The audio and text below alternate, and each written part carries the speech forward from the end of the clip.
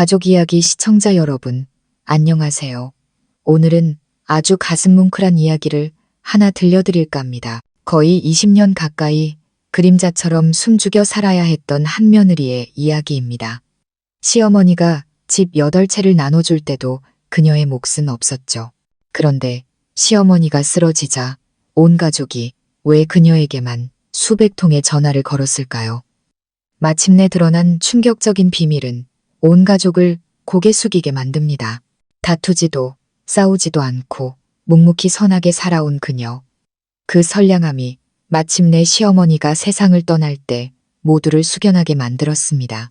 이것은 가족의 정, 용서, 그리고 여성의 가치가 목소리 크기가 아닌 끈기와 너그러운 마음에 있음을 보여주는 이야기입니다. 며느리로서, 어머니로서, 혹은 가족에게 상처받은 경험이 있는 분이라면 분명히 이야기 속에서 자신의 모습을 발견하게 될 것입니다. 제 이름은 김수진, 40대 중반의 평범한 여자입니다. 저는 15년간 복잡하고 계산적인 대가족의 며느리로 살아왔습니다. 제 친구들이 여유롭게 여행을 다니고 자신을 가꾸며 인생을 즐기기 시작할 나이에 저는 여전히 시댁의 밥과 집안일에 얽매여 있었죠. 하지만 덕분에 저는 침묵과 인내를 배웠고 사람을 더 깊이 꿰뚫어보는 눈을 갖게 된 것 같습니다. 남편은 사남 일녀 중 장남입니다. 시어머니 박 여사님은 날카롭고 차가운 분이셨죠. 저를 미워하진 않으셨지만 그렇다고 특별히 아껴주시지도 않았습니다. 늘 저와 거리를 두셨는데 마치 제가 실수하기만을 기다렸다가 한마디 가르치려는 사람처럼요. 저는 25, 대학을 갓 졸업하고 이 집에 시집왔습니다. 그때 남편은 막 사회에 나온 신입 엔지니어라 월급이 쥐꼬리만 했습니다. 저희 부부는 시부모님이 아는 사람 땅에 임시로 얻어주신 작은 자취방에서 신세를 졌죠. 저는 그저 열심히 노력하면 모든 게 괜찮아질 거라고 생각했습니다. 하지만 현실은 결코 쉽지 않았습니다. 시집 온 첫날부터 저는 대가족의 식사와 빨래, 온갖 살림을 도맡아야 했습니다. 시누이는 귀하게 자라 아침 늦게까지 잠을 잤지만 저는 새벽 5시에 일어나 시장을 보고 온 가족의 아침을 차린 후에야 회사에 갈 수 있었습니다. 저녁에 퇴근하면 다시 밥하고 설거지하고 청소하느라 정신이 없었죠. 그렇게 하루하루 한 달 한 달이 지나면서 저는 그 집에서 그림자 같은 존재가 되어갔습니다. 어디에나 있지만 아무도 신경 쓰지 않는 사람. 시어머니는 단 한 번도 고맙다는 말을 하지 않으셨습니다. 그저 지켜보다가 한마디씩 툭툭 던지실 뿐이었죠. 국이 왜 이렇게 밍밍하니? 아버님 셔츠는 왜 이렇게 구겨졌어? 여자가 꼼꼼하지 못해서 뭘 하겠니? 저는 그저 쓴웃음을 지으며 그 말들을 삼켰습니다. 남편도 알고 있었지만 제 편을 들어주는 법이 없었죠. 그는 늘 엄마 연세도 있으신데 원래 성격이 그러시잖아. 너무 마음에 담아두지 말라고 말했습니다. 마음에 담아두진 않았습니다. 다만 아주 작은 상처가 되어 마음에 남았고 그 상처는 날마다 조금씩 깊어졌습니다. 세월이 흘러 저는 아들 하나, 딸 하나를 낳았습니다. 아이들은 착하고 공부도 열심히 하며 잘 자라주었죠. 숨 막히는 시집살이 속에서 그것이 저의 유일한 위안이었습니다. 저는 단 한 번도 시댁의 재산이나 땅에 대해 욕심내거나 계산해 본 적이 없습니다. 단 한마디도 물어본 적이 없죠. 그저 착하게 살고 남편과 아이들을 잘 돌보면 하늘이 알아줄 거라고 믿었습니다. 그러던 어느 겨울날 박 여사님이 온 자식들을 집으로 불러 모았습니다. 중요한 할 이야기가 있다면서요. 저도 남편을 따라갔습니다. 거실 탁자 위에는 집문서 8개가 순서대로 정갈하게 놓여 있었습니다. 제가 무슨 일인지 어리둥절해하는 사이 시어머니가 입을 여셨습니다. 요 몇 년 새 건강이 예전 같지가 않구나. 나중에 너희들끼리 재산 다툼하다 동네 망신시키지 말고 지금 미리 집이랑 땅을 나눠주려고 한다. 방 안은 숨막히는 정적이 흘렀고 모두가 자기 이름이 어디에 있을지 초조하게 기다렸습니다. 시어머니는 집문서를 하나씩 펼치며 아들, 딸, 그리고 결혼한 지 2년 된 막내네 부부까지 이름을 불렀습니다. 8채의 집, 8가족에게 돌아갔습니다. 오직 저희 부부의 이름만은 그 어디에도 없었습니다. 저는 조용히 있었습니다. 웃지도 울지도 않았죠. 남편은 미간을 살짝 찌푸렸지만 아무 말도 하지 않았습니다. 그때 시어머니의 목소리가 똑똑히 들렸습니다. 큰애는 직장도 안정적이고 집도 있으니 동생들에게 조금 양보하거라. 내가 편애하는 거 아니다. 저는 입술을 깨물었습니다. 네, 편애가 아니시겠죠. 그저 목소리 내지 않고 요구하지 않는 며느리인 저는 굳이 챙길 필요가 없다고 생각하셨을 겁니다. 시어머니는 누구보다 그 사실을 잘 아셨죠. 시동생들과 시누이는 모두 고개를 끄덕이며 아첨했습니다. 어머니, 정말 공평하게 나누셨어요. 역시 생각이 깊으세요. 저만 조용히 아이들 손을 잡고 밖으로 나왔습니다. 아이들에게 호빵 2개를 사주고 뿌연 겨울 하늘을 보니 제 마음도 그 하늘처럼 안개가 낀 듯 답답했습니다. 원망하지는 않았습니다. 그저 가족을 위해, 남편과 자식을 위해 헌신한 사람에게 남는 것이 무엇일까 자문했을 뿐입니다. 하지만 인생에는 늘 예기치 못한 전환점이 찾아오는 법이죠. 모든 것이 바뀌기 시작했습니다. 어느 날 제 전화벨이 쉴 새 없이 울렸습니다. 시동생, 조카, 심지어는 평소 연락도 없던 시댁 친척들까지 연달아 전화를 걸어왔습니다. 저는 메마른 목소리로 전화를 받았습니다. 아주버님, 형님, 입원하셨어요. 의사가 아주 위중하대요. 빨리 병원으로 와보세요. 저는 차분하게 대답했습니다. 누구 찾으세요? 저는 창가에 서서 집 앞 작은 정원을 내다봤습니다. 귓가에는 이른 아침부터 울려대던 전화벨 소리가 여전히 맴돌았습니다. 다급하고 애원하는 목소리들이었죠. 하지만 저는 아주 부드럽지만 전화기 너머의 사람을 침묵하게 만들기에 충분한 한마디로 답했습니다. 누구 찾으세요? 거의 20년간 며느리로 살면서 단 한 번도 그런 질문을 해본 적이 없었습니다. 시어머니가 아프시면 약을 사러 뛰어다닌 건 저였습니다. 시아버지가 넘어져 다리가 부러졌을 때 병원에 업고 간 것도 저였죠. 자식들이 결혼할 때면 잔치 음식을 준비하고 상을 차린 것도 저였습니다. 시댁 식구 모두 제가 어떤 굳은 일도 마다하지 않는다는 걸 잘 알고 있었습니다. 그런데 박 여사님이 재산을 나누던 날 8채의 집, 8자식들 몫에 저는 없었습니다. 저를 위한 당부 한마디, 위로 한마디도 없었죠. 단지 제가 다투지 않고 욕심내지 않는다는 이유로 그들은 제가 필요 없다고 단정해버린 겁니다. 그날 누구 찾으세요? 라는 말을 끝으로 저는 전화를 끊었습니다. 휴대폰은 계속 울렸지만 저는 식탁 위에 내려놓고 아이들에게 밥을 퍼주었습니다. 딸아이가 순진한 눈으로 저를 올려다보며 물었습니다. 엄마, 누구 전화인데 안 받아요. 저는 아이의 머리를 쓰다듬으며 다정하게 말했습니다.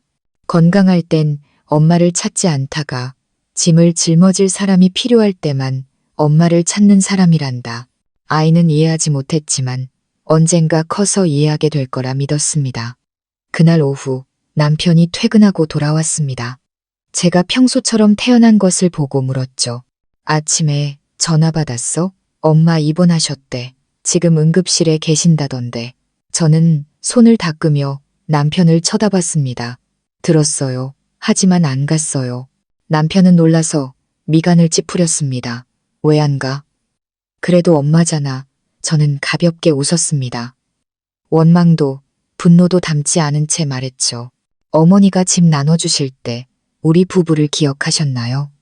저는 집은 필요 없어요. 하지만 약간의 공정함, 약간의 인정은 필요했어요. 저는 수년간 조용히 살았고 원망하거나 싸우지 않았어요. 하지만 지금 어머니가 위급하시다면 어머니에겐 이제 8명의 자식이 있잖아요. 남편은 침묵했습니다. 고개를 푹 숙인 채 말이 없었죠. 저는 남편이 나쁜 사람이 아니란 걸 압니다. 하지만 그는 약했습니다. 수년간 그는 단 한 번도 제 편에 서주지 않았고 어머니 앞에서 저를 감싸주지도 않았습니다. 그는 침묵을 택했고 바로 그 침묵이 저를 시댁이라는 지붕 아래 사는 이방인처럼 외롭게 만들었습니다. 저는 더 이상 말하지 않았고 남편도 아무 말 없이 옷을 갈아입고 병원으로 달려갔습니다. 그날 저녁, 저는 저녁상을 차렸습니다. 아이들은 얌전히 밥을 먹었죠. 저는 습관처럼 남편 자리에 국그릇 하나를 더 놓았습니다. 하지만 몇 년 만에 처음으로 그 빈자리가 공허하게 느껴지지 않았습니다. 오히려 평화로웠죠. 밤 9시쯤 전화가 다시 울렸습니다. 이번에는 시어머니가 가장 아끼는 막내 시누이의 번호였습니다. 형님, 제발요. 병원에 좀 와주세요. 엄마가 계속 형님 이름만 부르세요. 왜 아직 안 오냐고 물으신단 말이에요. 엄마 상태가 너무 안 좋아요. 그 말을 듣자 마음이 살짝 흔들렸습니다. 사람이 아무리 억울해도 다른 사람의 생명 앞에서 돌처럼 차가울 수는 없는 법이니까요. 특히 제가 아이를 낳았을 때 손을 잡아주고 감기에 걸렸을 때 죽을 끓여주었던 사람이니까요. 하지만 저는 여전히 침묵했습니다. 저는 눈을 감고 심호흡을 한 뒤 물었습니다. 아가씨, 어머니가 집 나눠주시던 날 기억나? 그때 뭐라고 했지? 전화기 너머에서 머뭇거리는 소리가 들렸습니다. 저는 말을 이었습니다. 어머니가 참 공평하시다고 했지, 맞지? 형님, 죄송해요. 그때는 제가 생각이 짧았어요. 생각이 짧았지만 이제 와서는 저를 생각하게 된 거군요. 저는 소리치거나 날카롭게 말하지 않았습니다. 목소리는 마치 이야기를 들려주듯 차분했죠. 하지만 제가 내뱉는 말 하나하나가 가볍지만 깊숙이 밝히는 바늘 같다는 것을 알고 있었습니다. 부탁드릴 염치는 없지만 엄마를 위해서라도 제발 병원에 와주세요. 엄마가 정말 형님을 찾고 계세요. 저는 잠시 멈칫했습니다. 가슴이 약간 아려왔죠. 저는 시어머니를 미워하지 않았습니다. 정말입니다. 저는 단지 언제나 존재하지만 없는 사람 취급받는 투명 며느리 역할을 더 이상 하고 싶지 않았을 뿐입니다. 저는 오랫동안 앉아 거울 속 제 모습을 바라봤습니다. 더 이상 젊지 않은 여자의 차분한 눈빛과 씁쓸함이 섞인 옅은 미소. 저는 더 이상 기댈 곳이 없어 마지못해 불려가는 사람의 입장으로 병원에 가고 싶지 않았습니다. 만약 제가 간다면 그들이 울고불고 매달려서가 아니라 제가 가기로 선택했기 때문일 겁니다. 저는 남편에게 전화를 걸었습니다. 막 응급실에서 나온 남편의 목소리는 지쳐 있었습니다. 의사 선생님이 심근경색이래. 다행히 빨리 와서 고비는 넘겼다고 하셨어. 엄마 정신은 드셨는데 아주 쇠약하셔. 어머니가 뭘 하시는 말씀 없으셨어요? 저는 가볍게 물었습니다. 있었어. 당신은 왜 아직 안 오냐고 물으셨어. 저는 침묵했습니다. 잠시 후 저는 말했습니다. 내일 갈게요. 하지만 누가 불러서가 아니라 제가 어머니를 뵙고 싶어서 가는 거예요. 전화를 끊자 마음속에 기묘한 공허함이 밀려왔습니다. 평생 인정받지 못했어도 저는 여전히 이 집의 며느리이고 이 가족에게 완전히 등을 돌릴 수는 없는 여자일까요? 그날 밤 저는 잠을 이루지 못했습니다. 저는 시집 올 때부터 써온 낡은 일기장을 꺼내 들었습니다. 누렇게 바랜 종이 위에는 삐뚤빼뚤한 글씨로 억눌린 감정들이 가득했죠. 한 장 한 장 넘기면서 저는 깨달았습니다. 제가 이 기나긴 길을 걸어온 것은 집 한 채를 나눠받기 위해서가 아니라 사람들이 저를 대했던 것처럼 제 마음마저 옹졸해지지 않도록 지키기 위함이었다는 것을요. 다음 날 아침 해가 채 뜨기도 전에 저는 일찍 일어나 소고기죽을 끓이고 생강차를 보온병에 담았습니다. 시어머니가 드실 수 있을지, 드실 기력이라도 남아있을지 확신할 수 없었지만 그것이 제가 가져갈 수 있는 유일한 것이었습니다. 그래도 며느리는 어머님을 생각하고 있습니다. 라는 조용한 메시지처럼요. 저는 단정한 원피스를 입고 머리를 단정하게 묶었습니다. 거울 속 제 모습을 보니 눈에는 더 이상 슬픔이나 억울함이 아닌 인생의 온갖 풍파를 겪어내 더 이상 무언가를 얻기 위해 애쓸 필요가 없는 사람의 고요함이 깃들어 있었습니다. 저는 보답을 바라는 것이 아니었습니다. 단지 제 마음이 평온해지길 바랐을 뿐입니다. 병원은 사람들로 붐볐고 응급실 복도에는 소독약 냄새가 진동했습니다. 남편이 알려준 대로 심장내과로 향했습니다. 204호 병실 문이 살짝 열려 있었고 안에서는 걱정스러운 속삭임이 새어나왔습니다. 저는 가볍게 노크하고 안으로 들어섰습니다. 가장 먼저 마주친 것은 시어머니의 눈이었습니다. 병상에 누워 계신 그녀는 눈에 띄게 수척해져 있었고 얼굴에서는 평소의 강인함 대신 깊은 피로감만 묻어났습니다. 하지만 저를 보자 그녀는 희미하게 입술을 움직여 아주 작은 목소리로 불렀습니다. 수진아, 너 왔구나. 저는 순간 얼어붙었습니다. 아주 오랜만이었습니다. 마지막으로 저를 그렇게 다정한 목소리로 불러주신 게 언제였는지 기억조차 나지 않았습니다. 아마 제가 첫 아이를 낳았을 때였을까요? 아니면 그보다 훨씬 더 오래전일지도 모릅니다. 언제부턴가 그 다정한 호칭은 텅 빈 이름이나 멀리서 던지는 눈짓으로 바뀌어 버렸으니까요. 저는 다가가 음식 가방을 탁자 위에 놓았습니다. 네, 어머님, 죽이랑 생강차 좀 가져왔어요. 아직 아침 식사 못 하셨다고 들었어요. 시어머니는 저를 바라봤고 눈가가 촉촉해졌습니다. 옆에 있던 막내 시누이가 조용히 밖으로 나가 두 사람만의 공간을 만들어 주었습니다. 병실에는 저와 시어머니 단둘만 남았습니다. 그녀는 한참 동안 저를 바라보다가 떨리는 목소리로 말했습니다. 네가 나한테 화나서 안 올 줄 알았다. 저는 의자를 끌어다 곁에 앉아 물 한 잔을 따라 그녀의 손에 쥐어주었습니다. 마치 그 냉랭했던 세월이 없었던 것처럼 부드럽게 말했죠. 화나지 않았어요. 다만 일하는 사람처럼 불려오고 싶지는 않았어요. 그녀의 눈에서 눈물이 흘렀습니다. 내가 잘못했다. 정말로 내가 잘못했어. 내가 조용히 있으니 내가 아무것도 필요 없고 요구하지 않는 줄로만 알았다. 그래서 다른 어려운 자식들부터 챙겨도 된다고 생각했어. 저는 고개를 숙였습니다. 가슴이 저며왔죠.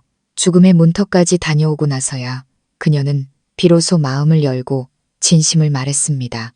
저는 그녀를 바라보며 원망도 비아냥도 섞지 않은 목소리로 말했습니다.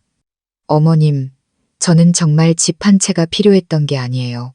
저는 그저 이 가족의 일원으로 인정받고 싶었어요. 지난 세월 동안 제가 이 집에서 이방인이 아니었다는 걸 확인받고 싶었을 뿐이에요. 눈물이 그녀의 눈가에서 흘러내렸습니다. 그녀는 제 손을 잡으려 애썼습니다. 거의 20년 만에 처음으로 그녀가 먼저 제 손을 잡았습니다. 마치 놓치면 다시는 기회가 없을 것처럼요. 내가 잘못한 거 안다. 나를 용서해 줄 수 있겠니? 저는 그녀의 손을 마주 잡았습니다. 차갑고 주름진 손이 가늘게 떨리고 있었죠. 저는 고개를 끄덕이며 나지막이 말했습니다. 네, 어머님, 이제 푹 쉬세요. 다른 건 아무 생각 안 할게요. 우리는 그렇게 오랫동안 아무 말 없이 앉아 있었습니다. 하지만 그 침묵 속에서 아마 시어머니는 이해하셨을 테고 제 마음도 한결 가벼워졌습니다. 그날 오후 남편이 교대하러 왔을 때 저는 집으로 돌아왔습니다. 남편은 아무 말 없이 저를 바라봤지만 그 눈빛에는 고마움이 가득했습니다. 집으로 돌아오는 길, 저는 마치 무겁고 고단했던 과거의 한 페이지를 막 넘어온 듯한 기분이 들었습니다. 하지만 폭풍은 아직 끝나지 않았습니다. 그날 저녁 아이들을 막 씻기고 나왔는데 전화벨이 울렸습니다. 시누이가 아니라 둘째 시동생이었습니다. 형수님, 병원에는 무슨 일로 가셨어요? 저는 조금 놀랐습니다. 어머님이 찾으셔서 갔어요. 전화기 너머의 목소리는 날카로웠습니다. 이제 와서 착한 며느리 코스프레라도 하시는 겁니까? 어머니가 집 다 나눠주니까 이제 와서 친한 척 하시는 거예요? 혹시 남은 거라도 받아내시려고요? 저는 휴대폰을 꽉 쥐었습니다. 가슴이 아팠지만 화를 내지는 않았습니다. 저는 아무것도 바라는 거 없어요. 어머니가 저를 보고 싶어 하셔서 갔을 뿐이에요. 걱정 마세요. 그 집 8채에 저는 관심 없으니까요. 그의 목소리는 경멸로 가득했습니다. 알아서 조용히 계시는 게 좋을 겁니다. 어머니 아프실 때 괜히 분란 일으키지 마시고요. 형수님은 이 집에서 그림자처럼 살았잖아요. 어디 감히 상속인 행세를 하려고 들어요? 저는 옅게 웃었습니다. 알고 보니 그들이 그토록 다급하게 전화를 걸고 두려워했던 이유는 시어머니의 병세 때문이 아니었습니다. 어머니가 제 이름을 불렀다는 사실 때문이었죠. 만약 어머니가 제게 무언가를 남겨주신다면 자신들의 파이가 줄어들까봐 두려웠던 겁니다. 저는 대답 없이 전화를 끊었습니다. 생전 처음으로 저는 시댁 식구들이 불쌍하게 느껴졌습니다.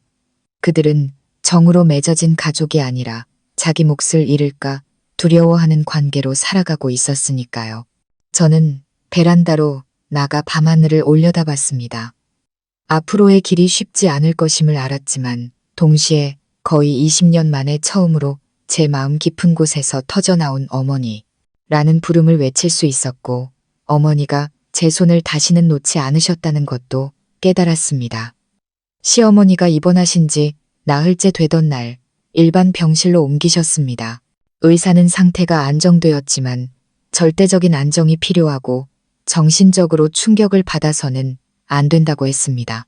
시누이가 전화를 걸어왔습니다.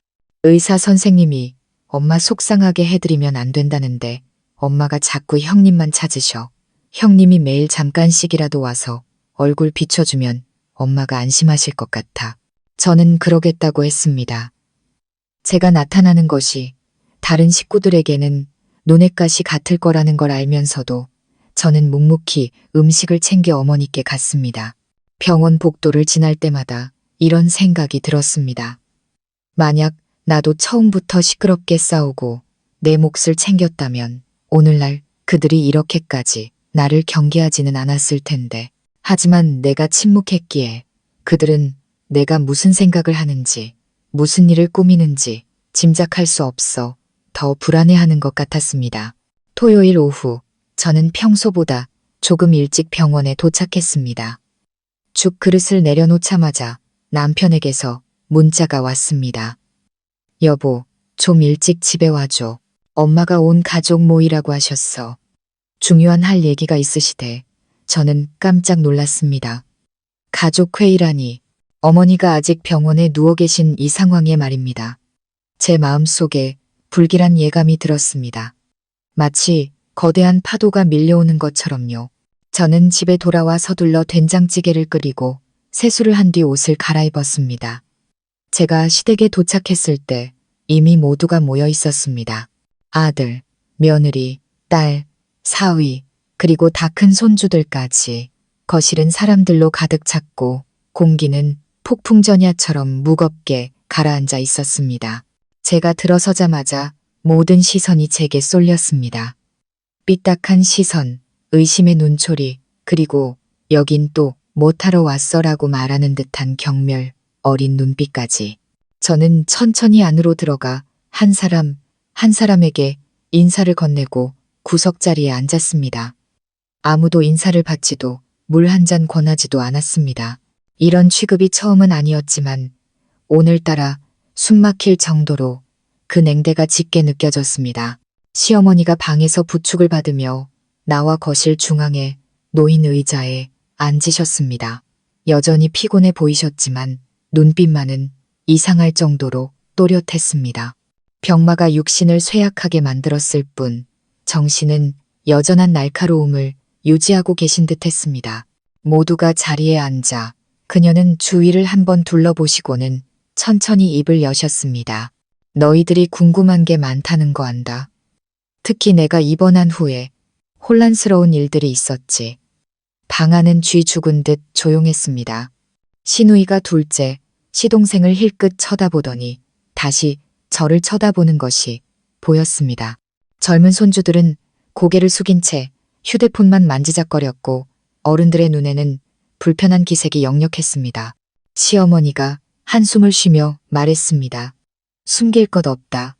오늘 너희들을 부른 건 확실히 해두기 위해서다. 지난번에 내가 집 8채를 나눌 때 내 생각은 단순했다. 집 없는 자식에게는 주고 이미 안정된 자식은 양보하라고. 하지만 내 생각이 그렇게 서로를 의심하게 만들 줄은 몰랐다. 둘째, 시동생이 급히 끼어들었습니다. 어머니, 제 생각엔 어머니가 아주 잘하셨어요. 자식들에게 공평하게 나눠주셨잖아요. 아무도 부족한 사람 없어요. 큰형수님은 옛날부터 부족함 없이 살았고 자기 집도 있으니 더 필요 없잖아요. 저는 그를 돌아봤습니다. 제 눈에는 분노 대신 차가움이 서려 있었죠. 그는 언제나처럼 유창했고 마치 외운 대사처럼 또렷하게 말했습니다. 시어머니가 그를 보며 지친 목소리로 말했습니다. 하지만 내가 가장 이야기하고 싶었던 사람이 바로 수진이라는 걸 아니? 방 안의 공기가 얼어붙었습니다. 저는 살짝 몸을 움직여 그녀를 쳐다봤습니다. 그녀가 말을 이었습니다. 내가 큰애 부부에게 집을 주지 않은 건 잊어서가 아니다. 나는 그저 수진이가 착하고 다투지 않는 아이니까 알아서 이해해줄 거라고 생각했다. 하지만 내가 틀렸다. 나는 깨달았다. 다투지 않기에 오히려 가장 존중받아야 할 사람이었다는 것을. 시누이가 가볍게 고개를 저었고 셋째 시동생의 아내는 제가 들을 수 있을 만큼 작은 소리로 비웃었습니다. 이제 와서 깨달으시면 뭐해요. 너무 늦었지. 시어머니가 가슴에 손을 얹고 심호흡을 한 뒤 또박또박 말했습니다. 내게 개인 명의로 된 집이 하나 더 있다. 최근에 산 오피스텔인데 아직 공동재산으로 합치지 않았지. 나는 그 집을 수진이에게 남겨줄 생각이다. 나는 누구에게도 빚진 것이 없지만 큰며느리에게는 빚을 졌다. 미안하다는 말 한마디와 인정한다는 말 한마디의 빚을. 탁자 저편에서 둘째 시동생이 벌떡 일어날 뻔했습니다. 어머니, 어떻게 그러실 수가 있어요? 다들 자기 몫을 받았잖아요. 그런데 이제 와서 형수님한테 집을 하나 더 주신다고요? 그건 편해해요. 또 다른 목소리가 터져 나왔습니다. 시어머니의 큰 손자였습니다. 할머니, 저희 다른 식구들 생각은 안 하세요? 저는 가만히 앉아 있었습니다. 저는 그녀가 그런 말을 하길 바라지 않았습니다. 그저 건강하게 평안히 사시길 바랐을 뿐입니다. 저는 이미 오래전에 마음을 비웠고 보상을 바란 적도 없었습니다. 하지만 그녀는 온 가족이 모인 자리에서 그 말을 꺼내셨습니다. 제가 공식적인 눈엣가시가 될 것을 알면서도 말입니다. 시어머니는 흔들리지 않으셨습니다. 너희들이 내가 불공평하다고 생각한다면 나를 원망해라. 하지만 너희들 스스로에게 물어봐라. 아버지가 6개월 동안 아파 누워있을 때 누가 돌봤는지 제사며 차례며 한 번도 거르지 않고 챙긴 사람이 누구였는지 단 한 번도 무언가를 달라고 입을 연 적 없는 사람이 누구였는지. 반면에 너희들은 모두 나에게 와서 언제 자기 몫을 나눠줄 거냐고 묻지 않았더냐. 모두가 고개를 숙였고 아무도 더 이상 말을 잇지 못했습니다. 그녀가 저를 보며 눈빛이 부드러워졌습니다. 수진아, 네가 받을지 안 받을지는 모르겠지만 네가 받아준다면 내 마음이 편할 것 같구나. 저는 대답하지 않고 그저 먹먹한 심정으로 그녀를 바라봤습니다. 한편으로는 놀랍고 다른 한편으로는 수년간 이방인 취급을 받다가 오늘 처음으로 공을 인정받았다는 생각 때문이었습니다. 저는 고개를 숙였습니다. 그 몫은 동생들에게 주세요. 어머님, 저는 받지 않겠습니다. 하지만 이 말씀을 해주신 것만으로도 감사합니다. 그 어떤 집보다 훨씬 더 소중합니다. 온 가족이 침묵에 잠겼습니다. 안도의 한숨을 쉬는 사람도 뜨끔해하는 사람도 있었죠. 그리고 저는 자리에서 일어나 인사를 하고 그곳을 떠났습니다. 저는 벽돌이나 기와가 더 필요하지 않았습니다. 저는 인정이 필요했고 오늘 그것을 얻었습니다. 시댁을 나섰을 때 하늘은 이미 어둑해져 있었습니다. 이웃집에서 풍겨오는 저녁밥 냄새에 문득 마음이 이상할 정도로 가벼워지는 것을 느꼈습니다. 그녀가 제게 집을 남겨주려 했기 때문이 아니라 거의 20년 만에 처음으로 제가 제대로 된 인정을 받으며 불렸기 때문입니다. 그 사람, 큰애 아내, 식구가 아니라 큰며느리 김수진. 그녀가 한때 아무것도 필요 없을 거라 생각했던 바로 그 사람으로요. 집에 돌아오니 딸은 숙제를 하고 있었고 아들은 소파에 누워 책을 읽고 있었습니다. 아이들을 보니 그 집을 거절한 것에 대해 후회가 없다는 확신이 더욱 강해졌습니다. 제게 가장 큰 보상은 물질이 아니라 제 인격과 마음의 평온이었으니까요. 저는 아이들에게 가족회의에 대해 말하지 않았습니다. 그저 내일 할머니 병문안을 가야 하니 밥 남기지 말고 먹으라고만 했죠. 그날 밤 저는 이상할 정도로 깊은 잠에 빠졌습니다. 꿈도 꾸지 않았죠. 하지만 다음 날 아침 제가 막 차를 끓이고 있을 때 전화벨이 요란하게 울릴 줄은 몰랐습니다.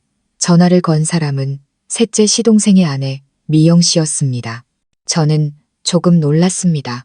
평소 그녀는 제게 절대로 전화하는 법이 없었고 무슨 일이 있어도 가족 단톡방에만 글을 올렸기 때문입니다. 저는 전화를 받았습니다. 네, 동서. 저 수진이에요. 전화기 너머의 목소리는 다급해 보였습니다. 형님, 어제 어머니가 형님한테 오피스텔 남겨주시려 했다는 거 사실이에요? 정말로 안 받으신 거 맞아요? 저는 잠시 멈칫했다가 대답했습니다. 네, 안 받았어요. 그 자리에서 바로 거절했어요. 그녀는 안도의 한숨을 내쉬었지만 여전히 의심을 거두지 못했습니다. 그럼 나중에 어머니가 몰래 유언장 같은 거 남기지 않으실 거라고 확신할 수 있어요? 저는 씁쓸하게 웃었습니다. 그건 제가 알 수 없는 일이죠. 하지만 저는 단 한 번도 무언가를 요구하거나 억지로 달라고 한 적은 없어요. 그녀는 잠시 침묵하더니 간절한 목소리로 톤을 바꿨습니다. 형님도 아시잖아요. 저희 집 최근에 차를 바꿔서 자금 사정이 빡빡해요. 어머니가 누구한테 집 한 채라도 더 주시면 저희 정말 힘들어져요. 부디 하신 말씀 지켜주시길 바라요. 저는 차갑게 말했습니다. 저는 한 번 뱉은 말을 어긴 적 없어요. 하지만 어머니가 누구에게 무언가를 주시는 건 어머니의 권리예요. 저는 관여하지 않겠습니다. 저는 그 말을 끝으로 바로 전화를 끊었습니다.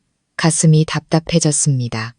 화가 나서가 아니라 그들의 사고방식이 너무나 슬펐기 때문입니다. 그들은 어머니의 안부를 묻지도 그녀가 얼마나 쇠약해졌는지 관심도 없으면서 오직 마지막 남은 집 한 채가 누구 손에 들어갈지만 걱정하고 있었습니다. 그날 아침 저는 녹두죽과 작은 빵을 사들고 병원으로 갔습니다. 시어머니는 저를 보자 얼굴이 환해지셨습니다. 그녀는 힘겹게 몸을 일으키며 작게 말했습니다. 왔구나. 어젯밤에 잠을 설쳤다. 네가 한 말이 자꾸 생각나서 고맙다. 수진아. 저는 그녀의 등을 받쳐주고 베개를 고여주었습니다. 아무 생각 마시고 건강만 챙기세요. 저는 어머니께 아무것도 바라지 않아요. 그저 건강하시기만 바랄 뿐이에요. 그녀는 고개를 끄덕이며 제 손을 꽉 잡았습니다. 안다. 하지만 그래도 잘못된 건 바로 잡고 싶구나. 지난 세월 내가 너무 무심했어. 이제라도 너를 위해 무언가 해주고 싶다. 집 때문이 아니라 네가 그럴 자격이 있으니까. 저는 미소 지었습니다. 그녀가 정말 그렇게 할지 안 할지는 알 수 없었지만 그 말을 듣는 것만으로도 제 마음은 충분히 만족스러웠습니다. 점심이 채 되기도 전에 남편에게서 전화가 왔습니다. 목소리가 조금 걱정스러워 보였죠. 아직 병원이야? 응, 아직 있어. 무슨 일이야? 방금 둘째 형한테 들었는데 온 가족이 다시 모여서 회의를 할 거래. 엄마가 지금 정신이 온전치 못해서 마음이 바뀔까봐 걱정된다나 봐. 집 분배에 대해서 명확하게 문서로 남겨둬야 한다고 주장한데 좀 이상하지 않아? 저는 미간을 찌푸렸습니다. 또 회의를 한다고요? 다음 주라는데 이번엔 당신은 부르지 않겠대. 저는 씁쓸하게 웃었습니다. 괜찮아요. 전 참석할 필요 없어요. 하지만 어머니께 압박 주지 못하게 당신이 잘 막아줘요. 남편은 침묵했습니다. 그 역시 곤란하다는 것을 알았죠. 한쪽은 아내, 다른 한쪽은 피를 나눈 형제들. 누구의 마음도 상하게 하고 싶지 않았을 겁니다. 저는 남편을 탓하지 않았지만 오래전부터 그에게 어떤 기대도 하지 않게 되었습니다. 저는 그저 시댁의 이기적인 소용돌이에 휘말리지 않을 만큼의 거리를 두고 싶었을 뿐입니다. 그날 오후 저는 일찍 퇴근했습니다. 돌아오는 길에 시장에 들러 돼지갈비찜 재료와 시금치 몇 단을 샀습니다. 집에 도착해서 물건을 내려놓기도 전에 문 앞에 세 사람이 서 있었습니다. 둘째, 시동생과 그의 아내, 그리고 셋째 동서 미영 씨였습니다. 그들은 어색하면서도 차가운 눈빛으로 저를 쳐다봤습니다. 폭풍이 본격적으로 시작되었구나. 저는 직감했습니다. 둘째, 시동생이 먼저 입을 열었습니다. 형수님, 잠깐 얘기 좀 합시다. 확실히 할 게 있어서요. 저는 문가에 선 채 여전히 장바구니를 들고 있었습니다. 네, 아주버님. 하실 말씀이 있으시면 하세요. 미영 씨가 급히 끼어들었습니다. 어제 어머니가 형님을 많이 찾으셨다고 들었어요. 어머니가 지금 쇠약하셔서 기억력도 오락가락하시잖아요. 저희는 어머니가 누구한테 속아서 잘못된 판단을 하실까봐 걱정돼서요. 저는 그녀의 말을 잘랐습니다. 목소리는 여전히 평온했죠. 속단이요. 그게 무슨 말씀이세요, 동서. 그녀는 머뭇거리다가 둘째, 시동생을 쳐다봤습니다. 그가 말을 이었습니다. 저희 뜻은 형수님이 어머니가 이미 공표한 재산 분배에 어떤 식으로든 개입하지 않고 나중에 유언장에 이름이 오르더라도 추가로 아무것도 받지 않겠다고 약속해달라는 겁니다. 저는 손을 꽉 쥐었습니다. 차가운 저녁바람이 문틈으로 스며들어왔고 마음까지 시려왔습니다. 하지만 저는 여전히 미소를 지었습니다. 제가 시집 온 날부터 지금까지 땅 한 평이라도 달라고 입을 연 적이 있었나요? 만약 그렇게까지 두려우시다면 아주버님들 스스로 마음에 무언가 숨기는 게 있는 건 아닌지 돌아보셔야 할 것 같네요. 그들은 아무 말도 하지 못했습니다. 저는 한 사람 한 사람을 단호한 눈빛으로 쳐다봤습니다. 저는 다투지 않습니다. 하지만 계속해서 저를 압박하고 의심하신다면 제가 변한다고 해서 원망하지는 마세요. 저는 집 안으로 들어가 문을 닫았습니다.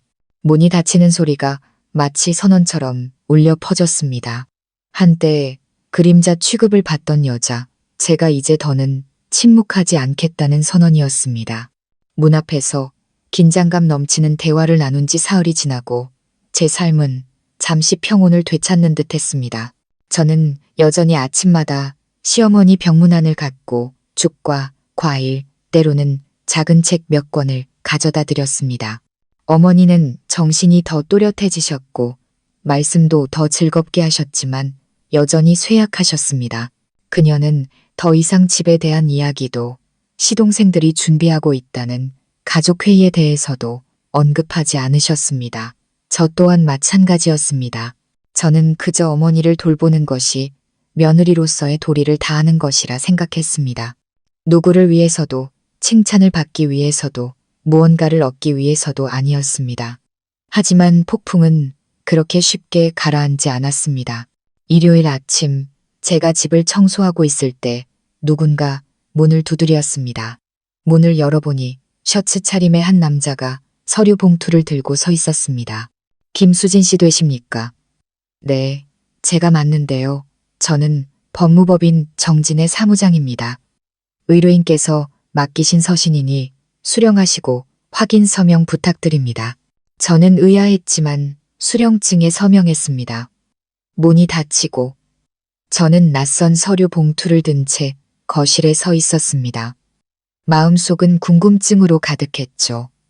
봉투를 열자 안에는 법적 효력 문서, 극비라고 적힌 두꺼운 종이가 나왔습니다. 수신인이 완전한 행위 능력을 갖추고 지정된 시점에 열람에 동의할 경우에만 개봉할 것이라는 문구와 함께 아래에는 붉은 인감이 찍힌 박 여사님의 개인 유언장 사본이 적혀 있었습니다. 저는 그 자리에 얼어붙었습니다. 시어머니가 개인 유언장을 작성하셨다니. 저는 천천히 한 줄 한 줄 읽어 내려갔습니다. 나 박순자, 1950년생. 현재 서울시 은평구에 거주하며 본 유언장을 작성하는 시점에 완전한 정신 능력과 건강 상태에서 다음과 같이 선언한다.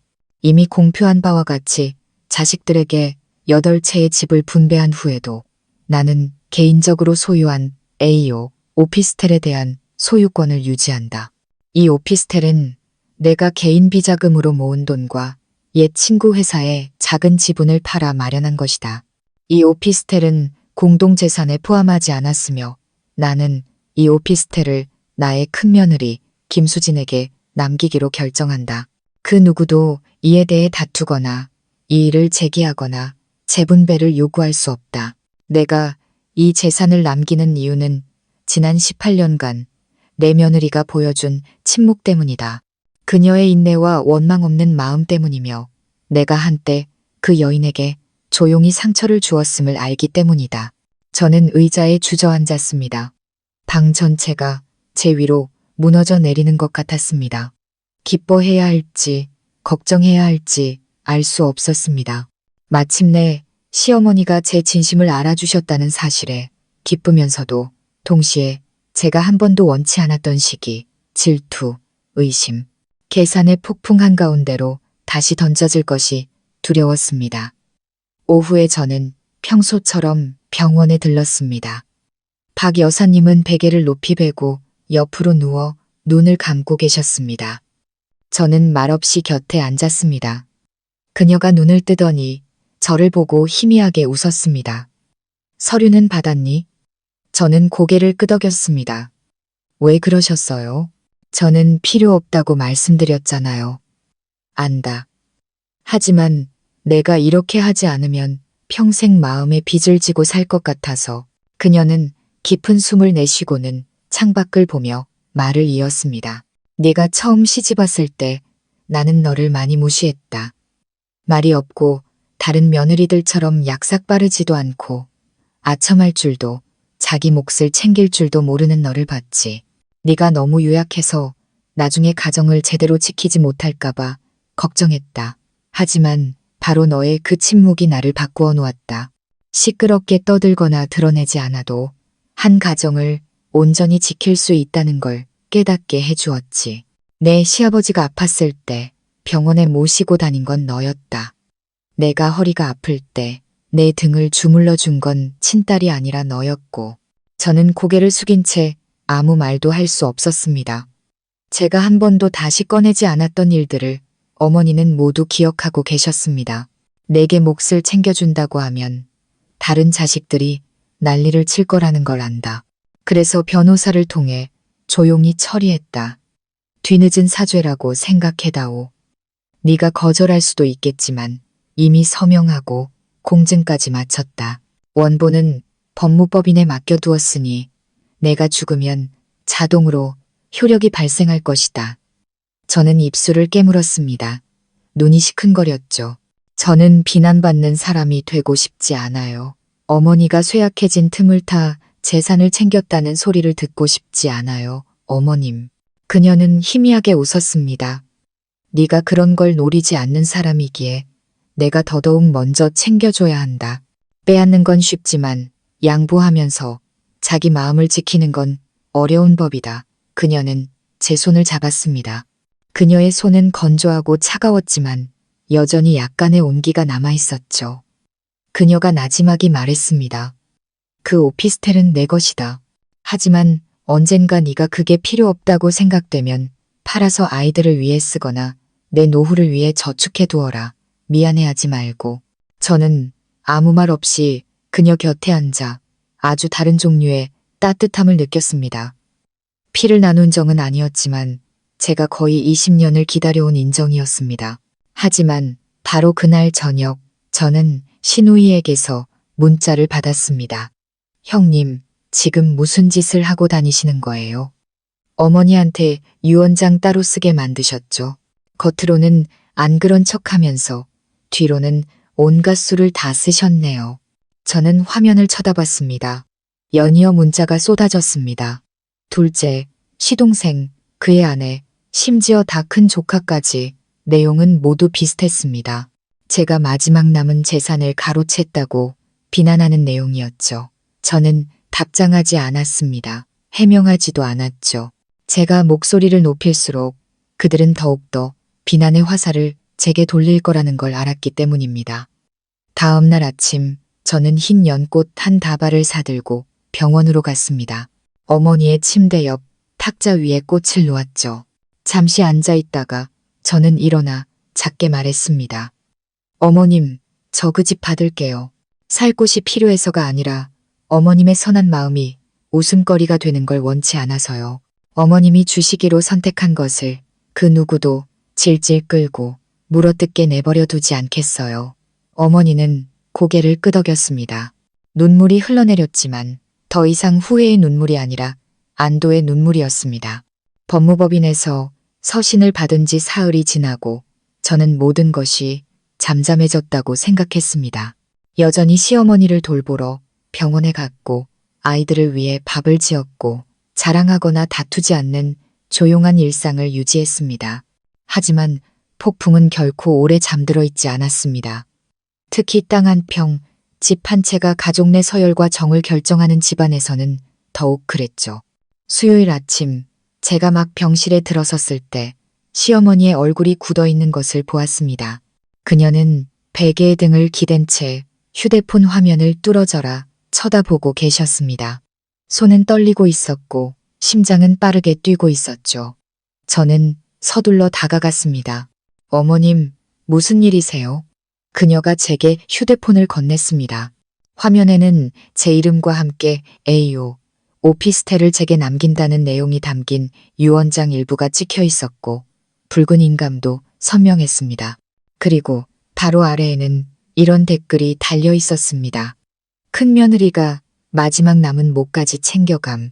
대단하다. 조용한 사람인 척 연기하더니 제일 큰 걸 받아냈네. 저는 그 자리에 얼어붙었습니다. 휴대폰을 쥔 손이 굳어버렸죠. 저는 즉시 상황을 파악했습니다. 개인 유언장을 집안 누군가가 훔쳐서 가족 단톡방에 공개적으로 뿌린 것이었습니다. 직계 형제뿐만 아니라 먼 친척, 손주들까지 모두 볼 수 있는 곳에요. 그들은 모두 박 여사님이 마지막 남은 오피스텔을 지난번 재산 분배 때 이름조차 불리지 않았던 제게 남겼다는 사실을 알게 된 것입니다. 시어머니가 제 손을 잡으며 떨리는 목소리로 말했습니다.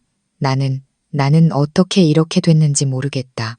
사본은 잠금 장치가 있는 서랍에 넣어뒀고 비밀번호는 아무도 모르는데 저는 그녀를 안심시켰습니다. 어머님, 걱정 마세요. 어머님 탓이 아니에요. 이건 다른 누군가가 일부러 그런 짓을 한 거예요. 어머님은 잘 보관하셨어요. 그녀는 고개를 끄덕였고 눈에는 눈물이 그렁그렁했습니다.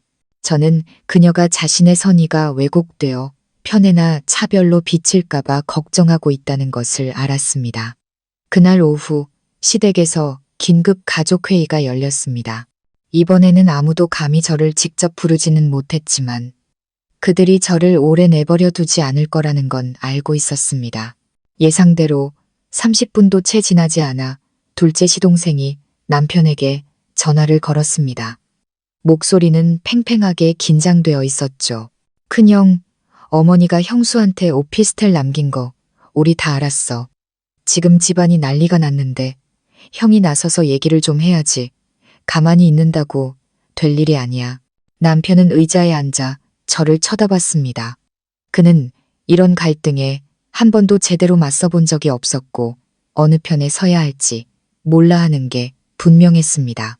저는 조용히 말했습니다. 제가 갈게요. 하지만 싸우러 가는 게 아니에요. 집 때문이 아니라 어머니 때문에 가는 거예요. 저는 단정한 옷으로 갈아입고 머리를 깔끔하게 묶었습니다. 그리고 남편과 함께 그 낡은 집으로 향했습니다. 차가운 타일 바닥 위로 제 눈물이 수없이 떨어졌던 바로 그곳으로요. 시댁의 분위기는 활시위처럼 팽팽했습니다. 평소에는 잘 모이지 않던 사람들까지 모두 와 있었죠. 제가 들어서자마자 모든 시선이 제게 꽂혔습니다. 질투, 어린 눈빛, 경멸하는 눈빛, 그리고 의심하며 탐색하는 눈빛까지. 셋째 시동생이 벌떡 일어나며 큰 소리로 말했습니다. 형수님, 대단하시네요. 20년 동안 조용히 있더니 한 방에 오피스텔을 다 차지하시고 어쩐지 그날 그렇게 고상하게 거절하시더라. 연기력이 정말 뛰어나시네요. 저는 대꾸하지 않고 곧장 들어가 어른들께 인사를 드린 뒤 남편 옆에 앉았습니다. 제 시선은 방구석에 조용히 앉아 넋이 나간 표정을 짓고 계신 시어머니를 향했습니다. 셋째, 동서가 비아냥거리며 말을 보탰습니다. 어머니, 지금 동네 사람들이 어머니가 형수한테 조종당했다고 수군대는 거 아세요? 형수가 다정한 척 살가운 말로 마지막 남은 재산까지 다 빼돌렸다고요. 저는 분노를 억눌렀지만 고개를 숙이지는 않았습니다. 저는 어머니께 단 한 번도 무언가를 달라고 한 적이 없습니다.